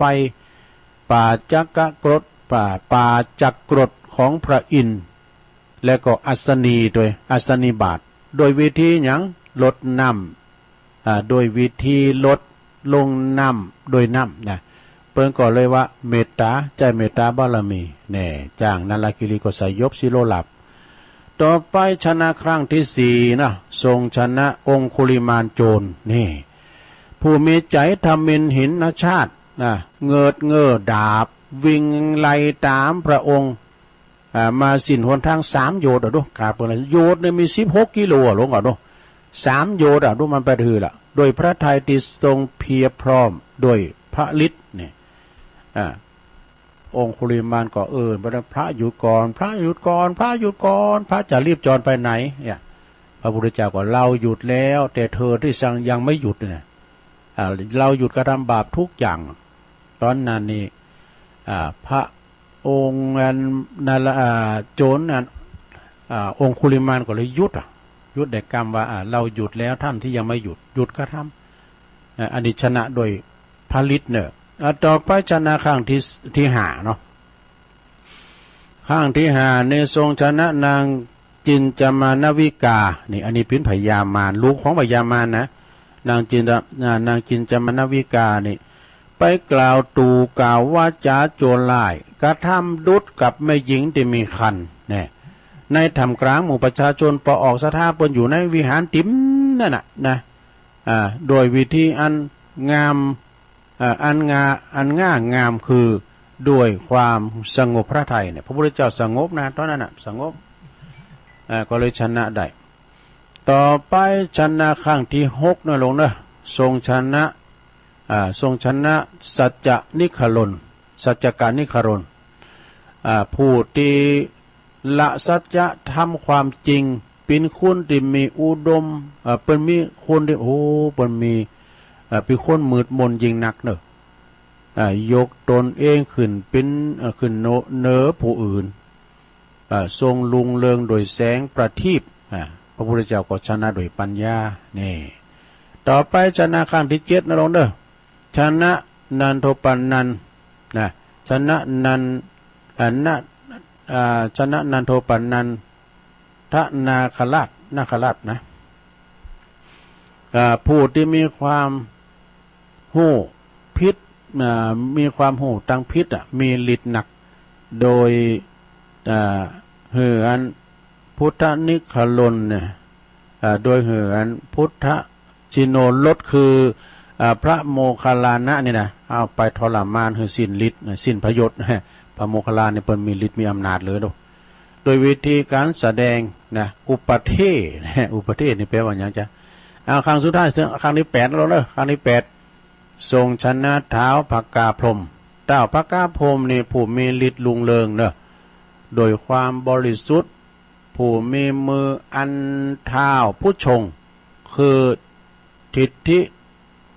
ตีตนถือไหวพิษนะยึดเอาไว้มั่นโดยวิธีคือการวางพระญาณนี่พระพุทธมงคลทั้ง8ประการนี่นะทรงผู้ใดจะเป็นปอใจก็ดีไม่ยิ่งกว่าตามเถอะบัลลังก์เกียรติบ่ขี้เกียรตินะในการสวดมนต์พาหุงมหากาก็ดีหรือว่าเฮาฟังครูอื่นสวดก็ดีหรือว่าเฮาละนึกใดก็ดีทุกวันตลอดเจ้าสายบ่ายเตียงเย็นหรือวางกลางคืนก็ตามเด้อก็จะทำให้พุทธคาถานี่นะจะต้องมาปกป้องคุ้มครอง ปกป้องกันอุปัฏฐวันอันตรายทั้งหลายทั้งปวงนะยอมบรรลุสุขวิมุตติสิวาลัยจานี่แลจบ ก็หมายความว่าซะนะการเฮาสวดมนต์นี่นะสวดพาหุงมหากาที่จริงก่อนนะตุลุงก็ว่าจะสวดในรายการเมื่อแหละแต่มันจะมึนลำไปตุลุงก็เลยไม่ได้สวดเนาะเอาไหวพระเจ้าธรรมดาเนี่ย ก็เป็นบทที่เมตตาธรรมตังพระครูศรีนวลแก้วสุขเปิ้นได้ลิขิตไว้ในในหนังสือพยาพยาในตุลุงก็เอามาเป็นวันตุลุงก็จะศึกษาไว้อันนี้เดี๋ยวมาเล่าสถาได้ฟังเอกเอาอันนั้นอันนี้มาเล่าสถาได้ฟังกันก็ขออนุโมทนากับพระครูเก่าเนอะพระครูศรีนวลแก้วสุขเนี่ยนำดิบน้อยตอนนี้ไปตุลุงก็จะขอประกาศข่าวสารงานบุญสักหน่อยเนาะท่านเนาะเพราะว่าตุลุงมันจะมึนไปนะประกาศข่าวสารงานบุญก็คือว่าวันนี้เนี่ยวันที่23นะ23กุมภาพันธ์ที่วัดมอนปิ่นเนอะฝางบุญนะมอนปิ่นนี่ก็เปิ้นก็จะมีการทำบุญประเพณีประจำปีโซน้ำประทานกันเนาะ มอนปิ่นตะโพธารามหรือว่าพระเจ้าโลงเนี่ยเมืองฝางบุญนะวัดศรีมหาโพธิ์มอนปิ่นโดยเมตตาบารมีธรรมหลวงพ่อพระครูสุจิตานุรักษ์แล้วก็ทางคณะสงฆ์เนี่ยเพิ่นจะมีการทำบุญเนอะทางตุปีเลินเขานะทางคืนเสียงเขาก็มอบไม้ถวายกับท่านมหาสมชาติชาตปัญโยเปิ้นกว่าชายจะไปปุณก้าเนาะไปเป็นตัวแทนที่เมืองฝางนะวันนี้เนอะสถานเนอะที่เมืองฝางก็ไปรวมกินรวมตาลรวมทำบุญพระจะไปเปิดห้องตาลก็ดีก็เจอเนอะวันคำนะ23วันนี้นะที่วัดม่อนปิ่นตะโพธารามเนาะ23วันนี้เมื่อการเนอะที่วัดในวังสิงห์คำเพิ่นก็จะทำบุญปล่อยโลงเนอะวันนี้นะก็ไปกินไปตานกันนะฮะในเมตตาธรรมหลวงพ่อพระครูวิสิตศรีลาภรณ์ครูบาในวังเนาะแล้วก็ต่อไปงานประเพณีอันนี้26 27 28ก็ในกุมภาเปิ้นประเพณีเปิ้นแต่ต้านศาลาแล้วก็ยกยอดชัดศาลาเปิ้นบูรณะปฏิสังขรณ์แล้วก็งานประเพณีตัวที่วัดดอยแก้วตำบลบ้านหลวงนะวันที่27เนี่ยมีซอด้วยนะที่นี่นะจอมต้องเนี่ยนุสดาเนี่ยต่อไปวันที่4 มีนาเนี่ยก็มีงานตอดผ้าป่าสร้างเมนเนอร์ในเมตตาธรรมอาจารย์พระครูปลัดบดินทร์ศิลสังวาโลอาจารย์เบิ้มเพิ่นจะมีการตอดผ้าป่าสร้างเมนเนอร์ที่บ้านแม่ปานเนี่ยนะมัน2 หมู่บ้านนะฮะบ้านยังนะในวันที่4เนี่ยก็ไปรวมทำบุญกันนะฮะตอดผ้าป่าทางคณะสงฆ์ผู้นักจัดรายการก็จะไปกันนะวันที่4 มีนาเนอะช่วงบ่ายก็เขาจะไปตานนั้นอาหารจ้างนะทำบุญกับจ้างนะจะไปทำบุญกับจ้างที่วัดห้วยพักกาดพักกูดนะพักกูดห้วยพักกูดพุ่นนะไปทำบุญกับจ้างโดยสัตว์ใหญ่เนาะวันที่4เนอะ9 เมษาก็ขอเชิญรถน้ำดำโหสุมากะละวะครูบาอาจารย์พระนักจัดรายการที่วัดเหล่ามนทาทิพย์ในวันที่9นะสถาจะมากันหมดปีนี่มันมี30 ปลายกันเนอะเพราะว่าครูบาอาจารย์ทั้งลำปางก็จะมาหมดอ่ะนะที่บนจัดรายการกาเมืองฟางกาองค์ขลงในเมืองดานเม็ดแจ่มเมืองหลี่มาหมดอ่ะเนอะสถาไผจะมาสักการะปูจาทรงน้ำเราดำโหครูบาอาจารย์ก็เจอในที่เหล่ามนทาทิพย์นะจะห่างจากกันวัดปากตั้งจึงไปสักกิโลปลายนะวันที่9 เมษายนเนอะวันคำนะ12 เมษายนนี่ไปก็จะต้านเนอะดาวประดับมุกหน้าแหนบศาลานะที่เขาหับกันนะกะตัวละ500เด้อ12 เมษายนนะเพื่อจัดต้าน 12 เมษาก็เจิญเนอพี่น้องศรัทธาเปิดจัดต้านแตนเกี่ยวด้วยนะแตนเกี่ยวบรรลังการแตนพระเจ้าตีวัดเหล่ามณฑาทิพย์นั่นแหละนะก็วันคำเด้อศรัทธาก็ไปกินแปตานการ12 เมษาแล้วเก่าเมษาน่ะไก่ก็หั่นน่ะไปก็จะนอนข้างปิ๊กบ้านก็นอนหั่นน่ะเนาะวันที่12ก็มีต่อนะแล้วก็27-28 กุมภาเจิญรวมแอวงานทำบุญประเพณีส่งน้ำพระพุทธรูปแล้วก็อนุสาวรีย์กู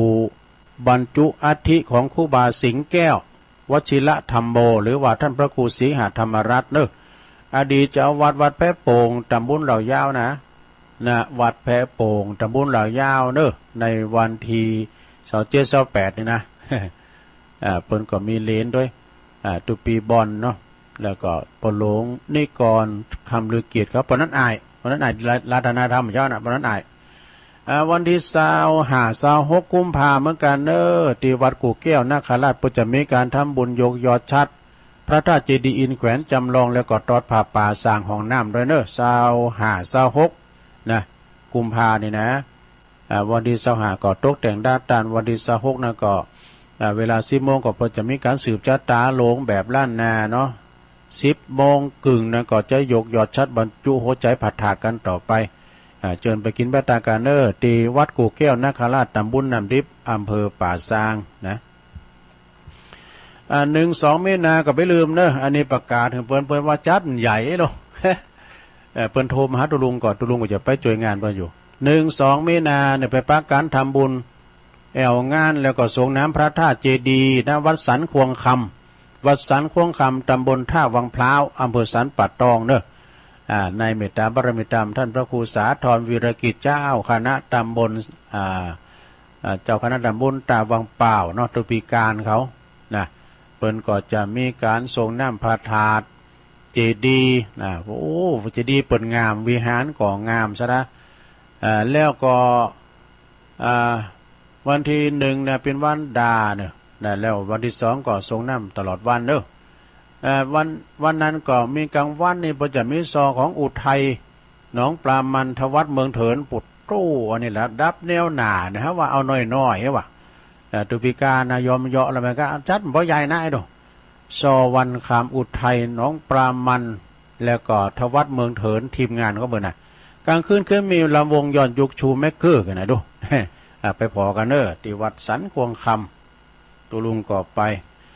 วันที่6 มีนาก็เป็นเดือน6 ปิงเนี่ยสดาเนอะเจิญรวมแอวงานทำบุญตาลปาเวณีถาดเนอะส่งน้ำพระธาตุที่วัดศรีประดิษฐ์ป่าค่าเนอะอำเภอดอยสะเก็ดปุ่นนะช่วงตอนบ่ายก็เจิญเนอะสดาวันที่6ก็ซึ่งเป็นวันนั้นเดือน6 ปิงวันมาฆปูชาโดยสดานะละแวกไก่เคียงนั้นโอ้วัดนี่เปิ้นก็ชุมชนหนาแน่นก็ไปกินแป้งกันเนอะเปิ้นจะมีประเวณีถาดหรือว่าส่งน้ำพระธาตุตลอดวันนะวัดศรีประดิษฐ์ป่าค่าเนอะดอยสะเก็ดช่วงร้อนบ่ายอันนี้ก็คุณแม่แสงจันทร์สมรูปฝากประกาศมาเนอะนะวันที่1 ที่ 2วันที่2 มีนาเนี่ยสดาญาโยม2 มีนา66เนี่ยนะเจิญรวมทำบุญแอวงานปล่อยหลวงอุโบสถแล้วก็เสนาสนะภายในวัดเนอะณวัดเหล่าเป้าตำบลดอยหล่ออำเภอดอยหล่อเนาะวันที่2 มีนาเนี่ยก็เปิ้นจะถวายทานเสนาสนะแล้วก็ลงอุโบสถแล้วก็โหทานเขานะ วันที่3เนี่ยก็เปิ้นจะมีอบรมสมโภชสวดมนต์ตันพุทธาภิเษกวันที่4นั้นก็ตอนเจ้าไขตาพระเจ้าเบิกเนตรแล้วก็จะมีการตัดไว้ลูกนิมิตผูกพัทธสีมาวันที่4เนอะที่วัดเหล่าเป้าในเมตตาธรรมอาจารย์พระครูประหลัดสุรศรียานาสยโยปะหลงแสวงวงสาฟั่นเขาเนาะไปกินแปตานกัน16-17 มีนา 16-17 มีนาก็เจิญรวมทำบุญอนุสาวรีย์ครูบาจักอินทจักโกอดีตเจ้าวัดทุ่งโป่งตำบลเหล่ายาวเนอะณวัดทุ่งโป่งโดยเมตตาธรรมอาจารย์พระครูสุเมธีทิติโกตุปิเคเนาะแล้วก็ตุปีโอมโดยปะหลงนานค่ำเขานะเพิ่นก็จะมีงานวันที่16-17 มีนาเนอะส่งน้ำอนุสาวรีย์ครูบาจัก วันขำเนอะสถาก็ไปกินไปตานโอ้คุณหนักคุณลายเนอะโดยเฉพาะวันที่16นั้นก็กลางวันมีแข่งกองหลวงแบบล้านนาด้วยนะเมื่อคืนนะก็ไปผอย้อนยุกชูเมเกอร์17นั้นก็กลางวันมีซอแจ็คชัยวัฒน์เนี่ยตุลุงก็จะไปซอด้วย จื้อเพิ่มไหนแจ็คชัยวัฒน์นี่นะ เดี๋ยวชัยวัฒน์จัดให้กลางคืนนั้นมีรำวงย้อนยุคโดเรมอนมาใจเลมอนแบนนี่ตุปีโอมฝากประกาศมาเนอะที่วัดทุ่งโป่งตำบลเหล่ายาวเนาะ10 เก่า21 มีนาก็เจอแนวงานส่งน้ำพระธาตุที่วัดปทุมสารามสันปูเลยนะบ้านสันปูเลยวัดปทุมสารามนะกลางวันมีซอกลางคืนก็มีย้อนยุคชูเมเกอร์แล้วก็มิสเตอร์เจ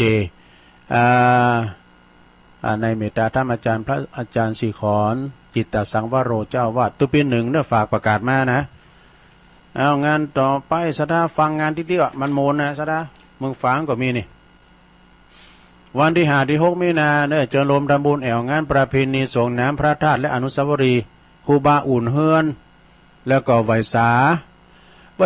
พระธาตุเกศแก้วจุฬามณีสลีหลิพุนชัยหน้าที่วัดป่ารกฟ้านะวัดป่าหกฟ้าตำบลน้ำดิบอำเภอป่าซางเนอวันที่5นั้นก็จะเป็นวันแต่งดาห่างดาตาลวันที่6นั้นก็จะมีการทำบุญส่งน้ำตลอดวันเนอะส่งน้ำพระธาตุตลอดวันงานนี้ก็จะถึงมีมหรสพสมบทมากมายชมมวยการกุศลบทโอ้ไปที่สอบศิลปะแม่ไม้มวยไทยมรดกไทยมรดกโลกมวยดีเวทีมาตรฐานโคศกเสียงหวานต้องทีมงานของพิทักษ์โลกเงิน ลำวงย้อนยุคโดยเนอะอีกเก้โดยลิเกเนาะดนตรีแล้วก็มัชฉาการกุศลโดยที่วัดป่ารกฟ้าในเมตตาบารมีธรรมท่านพระครูสุนทรปัญญารัตน์เจ้าคณะตำบลหนองโยงเจ้าวัดป่าหกฟ้าซึ่งเป็นปอครูตุลุงด้วยที่วัดป่าหกฟ้าเนอะ5 กุมภาจบแล้วก็แล้วพอแล้วอันนี้6 มีนาเนอะมีงานยกจอฟ้าแล้วก็หอไตรนะหอธรรมที่วัดป่าลานตำบลสองแควอำเภอดอยหล่อนะช่วงตอนบ่ายจะมีอุปสมบทแถม3 ตุนกันเนอะพระประหลัดวันลบฉันทศรีโลท่านอาจารย์องค์ดำนะเจ้าวัดป่าลานฝากประกาศมาเนอะแล้วก็สำหรับวัดวันที่5 ที่ 6นะมีหลายวัดเนอะมีวัดหลายวัดที่เปิ้นจะเป็นวันที่6เป็นวันเดือน6 ปีเนี่ยนะเริ่มตั้งแต่ป่าละวัดบันปางเนาะวัดบันปางโดยวัดห้วยการเนี่ยวัดห้วยการของพระครูสิริสุตตาภิรัตน์นะแล้วก็วัดสิริมังคลาจารย์โอ้วัดสิริมังคลาจารย์เนี่ยเปิ้นบ่แปลงเต้นแปลงตุเนี่ยปู้โถเปิ้นจัดใหญ่ละท่านพระครูธรรมธรประทวนอภัยโยนะปรงวัชระพรหมเสนใจวัดมาศิริมังคลาจารย์นี่ก็ปนานมองเขาเนาะปจานหนุ่มผาจ้อ ปน้อยทองคำเขานะวันที่5 ที่ 6เหมือนกันเนอะโตก็หิมุนตั้งเนาะเพิ่นจะมีกินต้านกันเนอะส่งน้ำพระธาตุด้วยแล้วก็ไหวสาบารมีพระแม่ย่าสมเด็จย่าด้วยเนาะวัดสันไข่ยอมนี่ก็ไกลๆเนี่ยนะตีนด้อยเนี่ยเพิ่นก็ขึ้นจะปั่นพระเจ้าตันใจทำแล้วนะแล้วก็จะมีการยกยอดชัดยกจอฟ้าอย่างหลายอย่างนะท่านพระอธิการแจ้งสุทธิจิตโตประกำนั้นบุญทรัพย์ปัญญาเขานี่วัดสังขายอมหอยทางเนอะในวันที่5 ที่ 6 ที่ 7เนี่ยที่ 7ก็เบิกเน็ตนะก็ไปกินแบดตานกันเนอะวันที่2 3 มีนานี่ที่ไหนเนี่ยโอ้2 3 4 มีนาก็ที่วัดปุณกะวัดพระพุทธบาทผาหนามนะอำเภอลีอันนี้ก็จะมีการทำบุญครบรอบ46 ปีในการจากไปนะของครูบาเจ้าเขาปีที่วัดพระพุทธบาทผาหนามอำเภอลีเนอะนะโอ้งานเนี่ยงานใหญ่เนี่ยโอ้คุณมาเป็นเลื่อนหมื่นนะสดายาโยมไปกินแบต่างกันหิมถนนนั่นนะครูบาดอนไผจะปิ้นเจ้าภาพสังสุดเล็กนะก็500สังชุดใหญ่นะก็1,000หรือว่าจะไปออกโรงทานน้ำข้าวน้ำโภชนาหารหรือของหวานก็ดีติดต่อเบอร์ของครูบาดอนเนอะ089 558 5713 089 558 5713ได้ตลอดเวลาเนอะเอางานต่อไป ยกจอฟ้าหอไต้ป่านล้านแล้วไปก็มีงานปล่อยหลวงนะวัดหนองเงิกนะหนองเงิกในตำบลแม่แลงอำเภอป่าสร้างเนาะในเมตตาบารมีธรรมท่านอนาลัยโยพร้อมกับคณะสดาวัดหนองเงิกนี่เปิ้นคุณหลายนะสดามีเป็น600-700หลังคาเฮือนพุ่นนะวัดหนองเงิกเนี่ยนะเปิ้นจะแยกนะเปิ้นเป็นวัดเดียวแก่เดียวเนอะปลงรวยจะได้ไปหอมโคปลงรวยกะจะได้ไปหอมโคทันอาจารย์สุรพลโพธาเจริญเคยรวมงานกันเนี่ยจะไปหอมโคแล้วก็ในวันที่4ที่5เนอะมีนานะวันเสาร์วันติดหนาเนี่ยกันเนาะที่วัดหนองเอิกเนอะเพิ่นจะมีกินมีทานกันจะลองปล่อยโลงเนาะ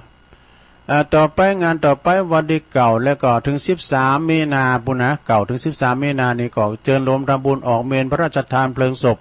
ท่านพระครูวรธรรมวิรัตคือวัดตุลุงคำมูลท่านพระครูคำมูลอดีตเจ้าอาวาสวัดโสพนารามตำบลดอนแก้วอำเภอแม่ริมนะอันนี้ก็คือเปิดเป็นลูกศิษย์ของตุลุงทองตุจกนะอันนี้ปกติตุจกนะเคยเอามาเตในร้ายเตือนะตุลุงคำมูลเนาะท่านพระครู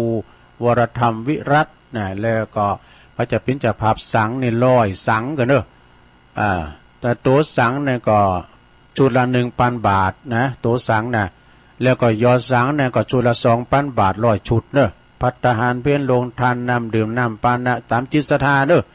ติดต่อได้ที่ตุปีท่านพระอาจารย์อรุณโชติปัญโยเบอร์โทรศัพท์081 026 1807 081 0261807เนอะอันนี้ติดต่อได้ทุกเวลาของตุปีอรุณนะอรุณแปลว่าสว่างสว่างแปลว่าเป่งลึง3-4-5มีนานะ3-4-5มีนา3-4-5มีนาเนี่ยเพิ่นจะมีงานปล่อยหลวงสมโพธิเนอะปล่อยหลวงนะกุฏิสงฆ์แล้วก็พร้อมกับเสนาสนะภายในวัดวัดป่าไผ่บ่อทองเนอะวัดป่าไผ่บ่อทองเนอะคืออำเภอดอยสะเก็ดปุ่นนะในเมตตาบารมีธรรมในหลวงพ่อท่านพระครูพุทธิธรรมรักษ์เนอะเจ้าคณะตำบลแม่โป่งกันเนาะอาจารย์สมเพชรปัญญาโน3-4-5เนอะปล่อยหลวงนะที่วัดป่าไผ่บ่อทองวันที่6ก็เป็นปาเวณีธาตุเปิ่นนะเอางานต่อไปสดาญาโยมอันนี้ก็ขอเชิญรวมทำบุญออกเมนพระราชทานเพลิงศพนะท่านพระครูสุนทรพรหมคุณหรือว่าหลวงปู่ครูบาบุญชุมขันติโก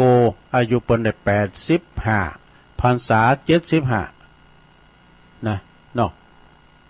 แล้วก็เปิ้นปินติปรึกษาอดีตปินติปรึกษาเจ้าคณะอำเภอจอมทองด้วย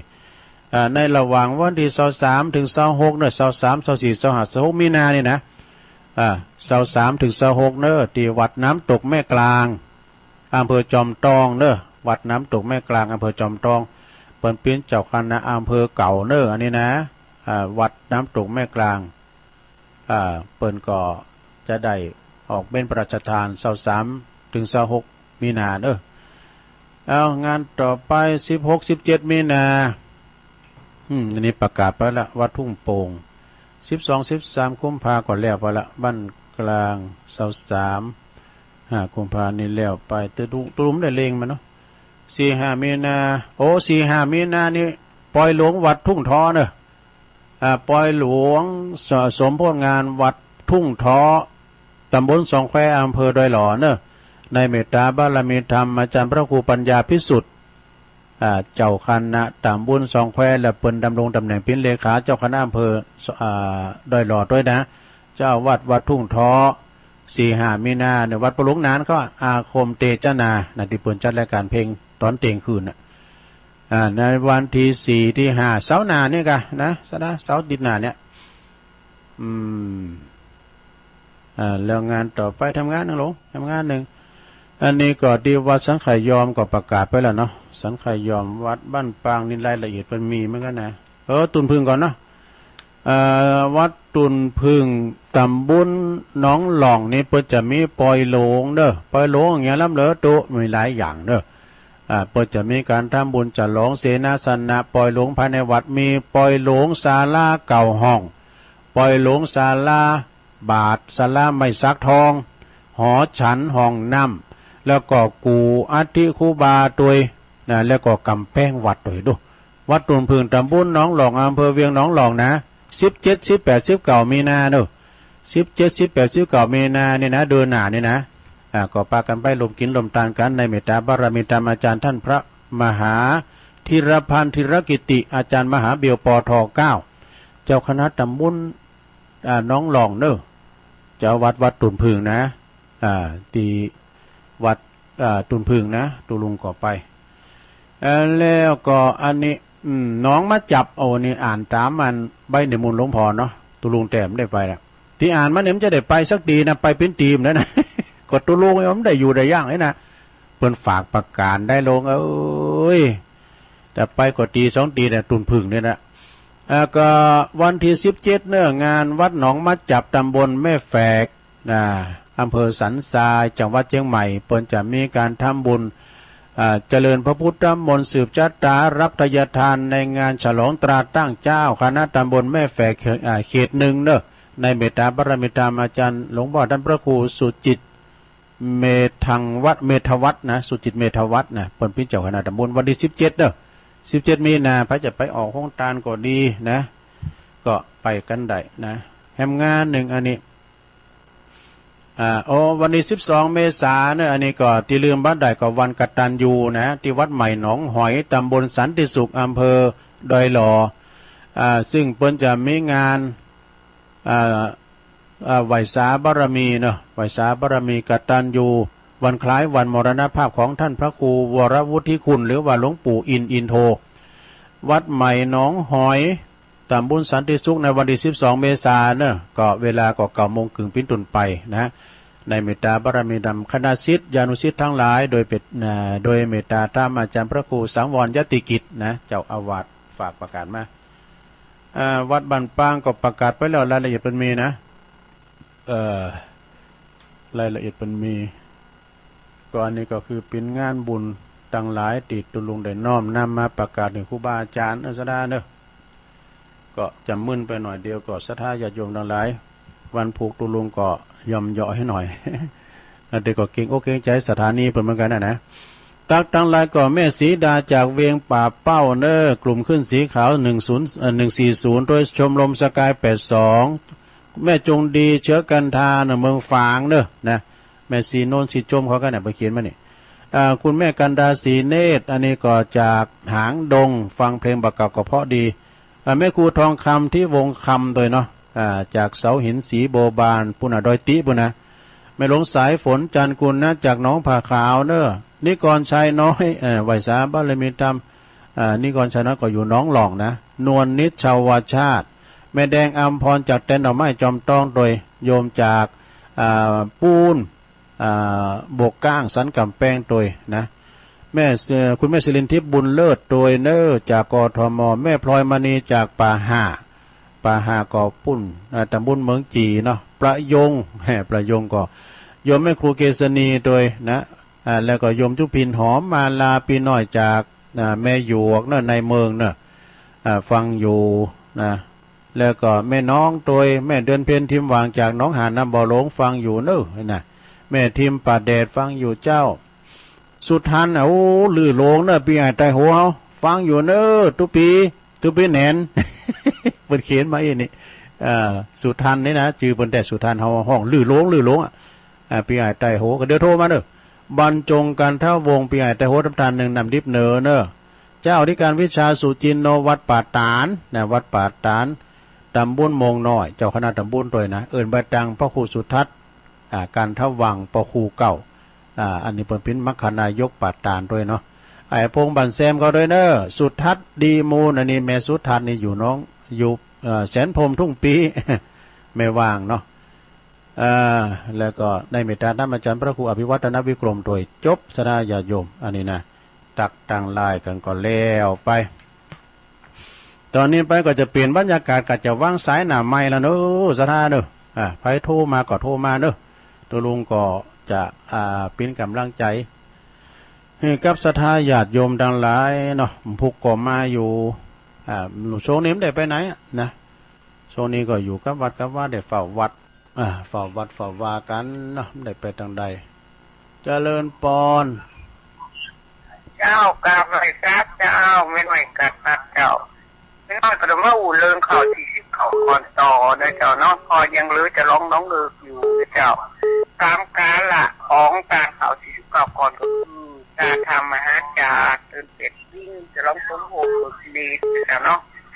เขาจะอ่านอย่างบันดอนนี่วันนั้นมีสถาน200ลูกคุกแล้วควักมาเต้นได้ก็4คุณเนาะโดยทางหลังจากนั้นเพิ่นมาเต้นเพิ่นก็เลยปั่นใส่ก๊อกใส่นี่กันก็ประมาณสัก10กว่าคุณน้องเลิกมีศรัทธาเพิ่นหนักนะเจ้าเนาะคือเวลาเพิ่นโสดมนต์เสร็จแล้วเพิ่นจะโยงเพิ่นจะโอกาสเนาะทันพระภูไกรลาภเนาะเพิ่นจะโอกาสเขา49ก่อนเฮาก็โยงตอนนั้นสมมุติว่าเฮาไปนั่งสุสดาเฮาก็โยงระดับหน้าผากเนาะเอาไปยกแล้วเฮาก็ไปวางและกำโยงเข่าพระเจ้านี้โดยโยงเข่า49ก่อนในวันเสาร์เนาะทีมประกาศยังกันไว้คือมันทานก็ไปถามอาจารย์นะเจ้านั่นคือสำราบกอบโบราณนะเจ้าหน้า191นะเจ้าของอาจารย์ปฏิมีนะเจ้าเนาะเจ้ากำยองวันละคำนะเจ้ากำว่ายอมเหาะนะเจ้าภาษาไทยเปลว่าย่อนะเจ้าแต่ทั้งคำเนี่ยคอยลงนะเจ้าภาษาไทยเปลว่าฉลองสมโภชนะเจ้าไหวพระเจ้าเจริญปอนสายต่อไปเจริญปอนจากไร่แสกเจ้าตะลึงแม่สีทอนะสีทอนน้องบัวชัยประการเนาะพระบาทอุดมชัดเจนที่เจ้าวันนี้พระบาทอุดมเนาะฟังชัดเจนเดียวเจ้าดีละเอา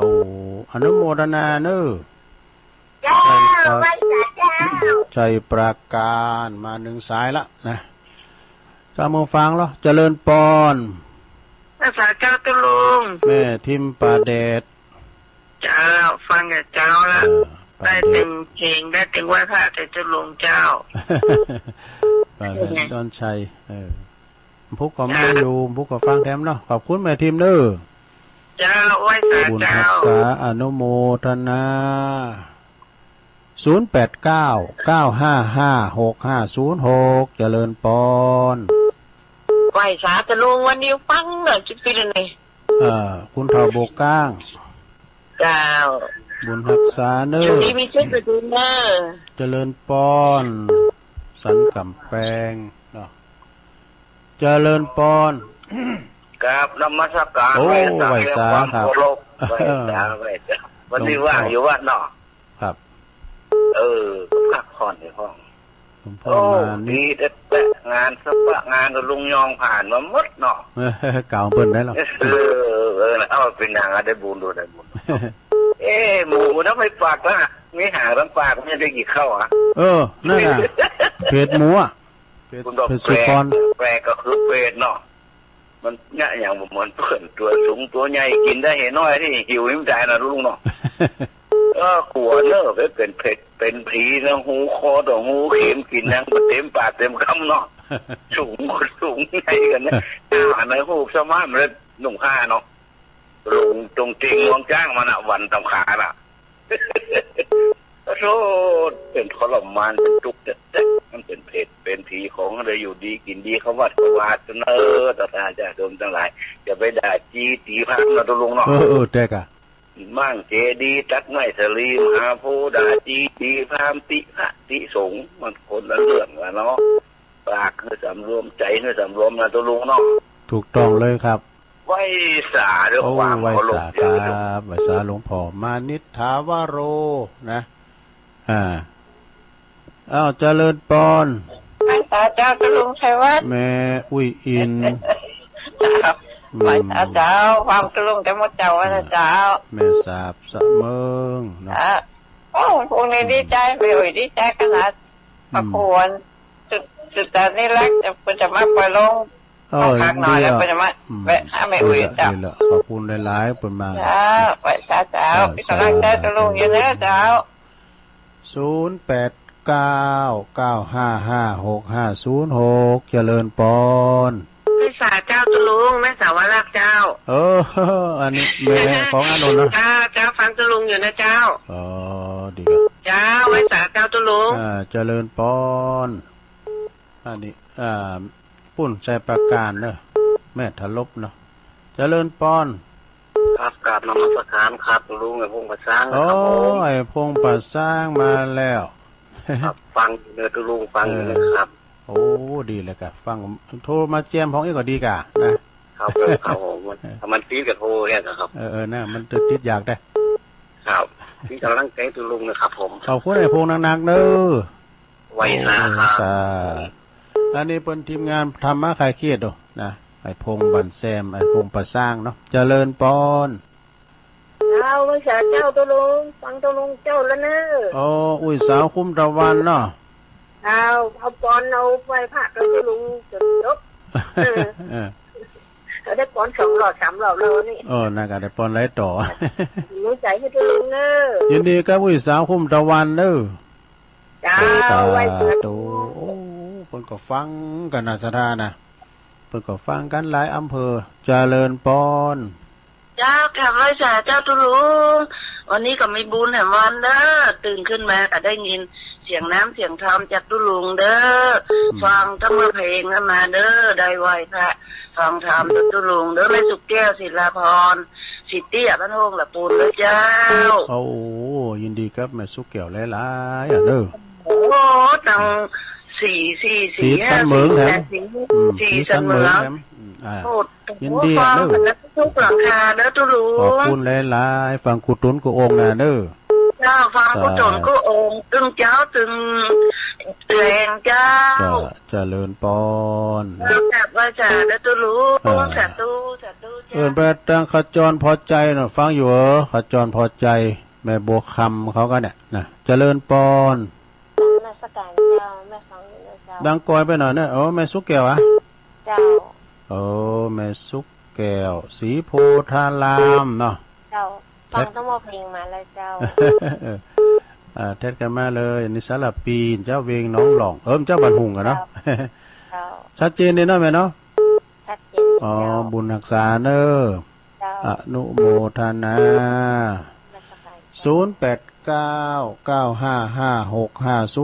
0899555656เจริญปอนปอมองฟังอยู่ปอมองพี่น้องไตมองฟังไม่สุงคา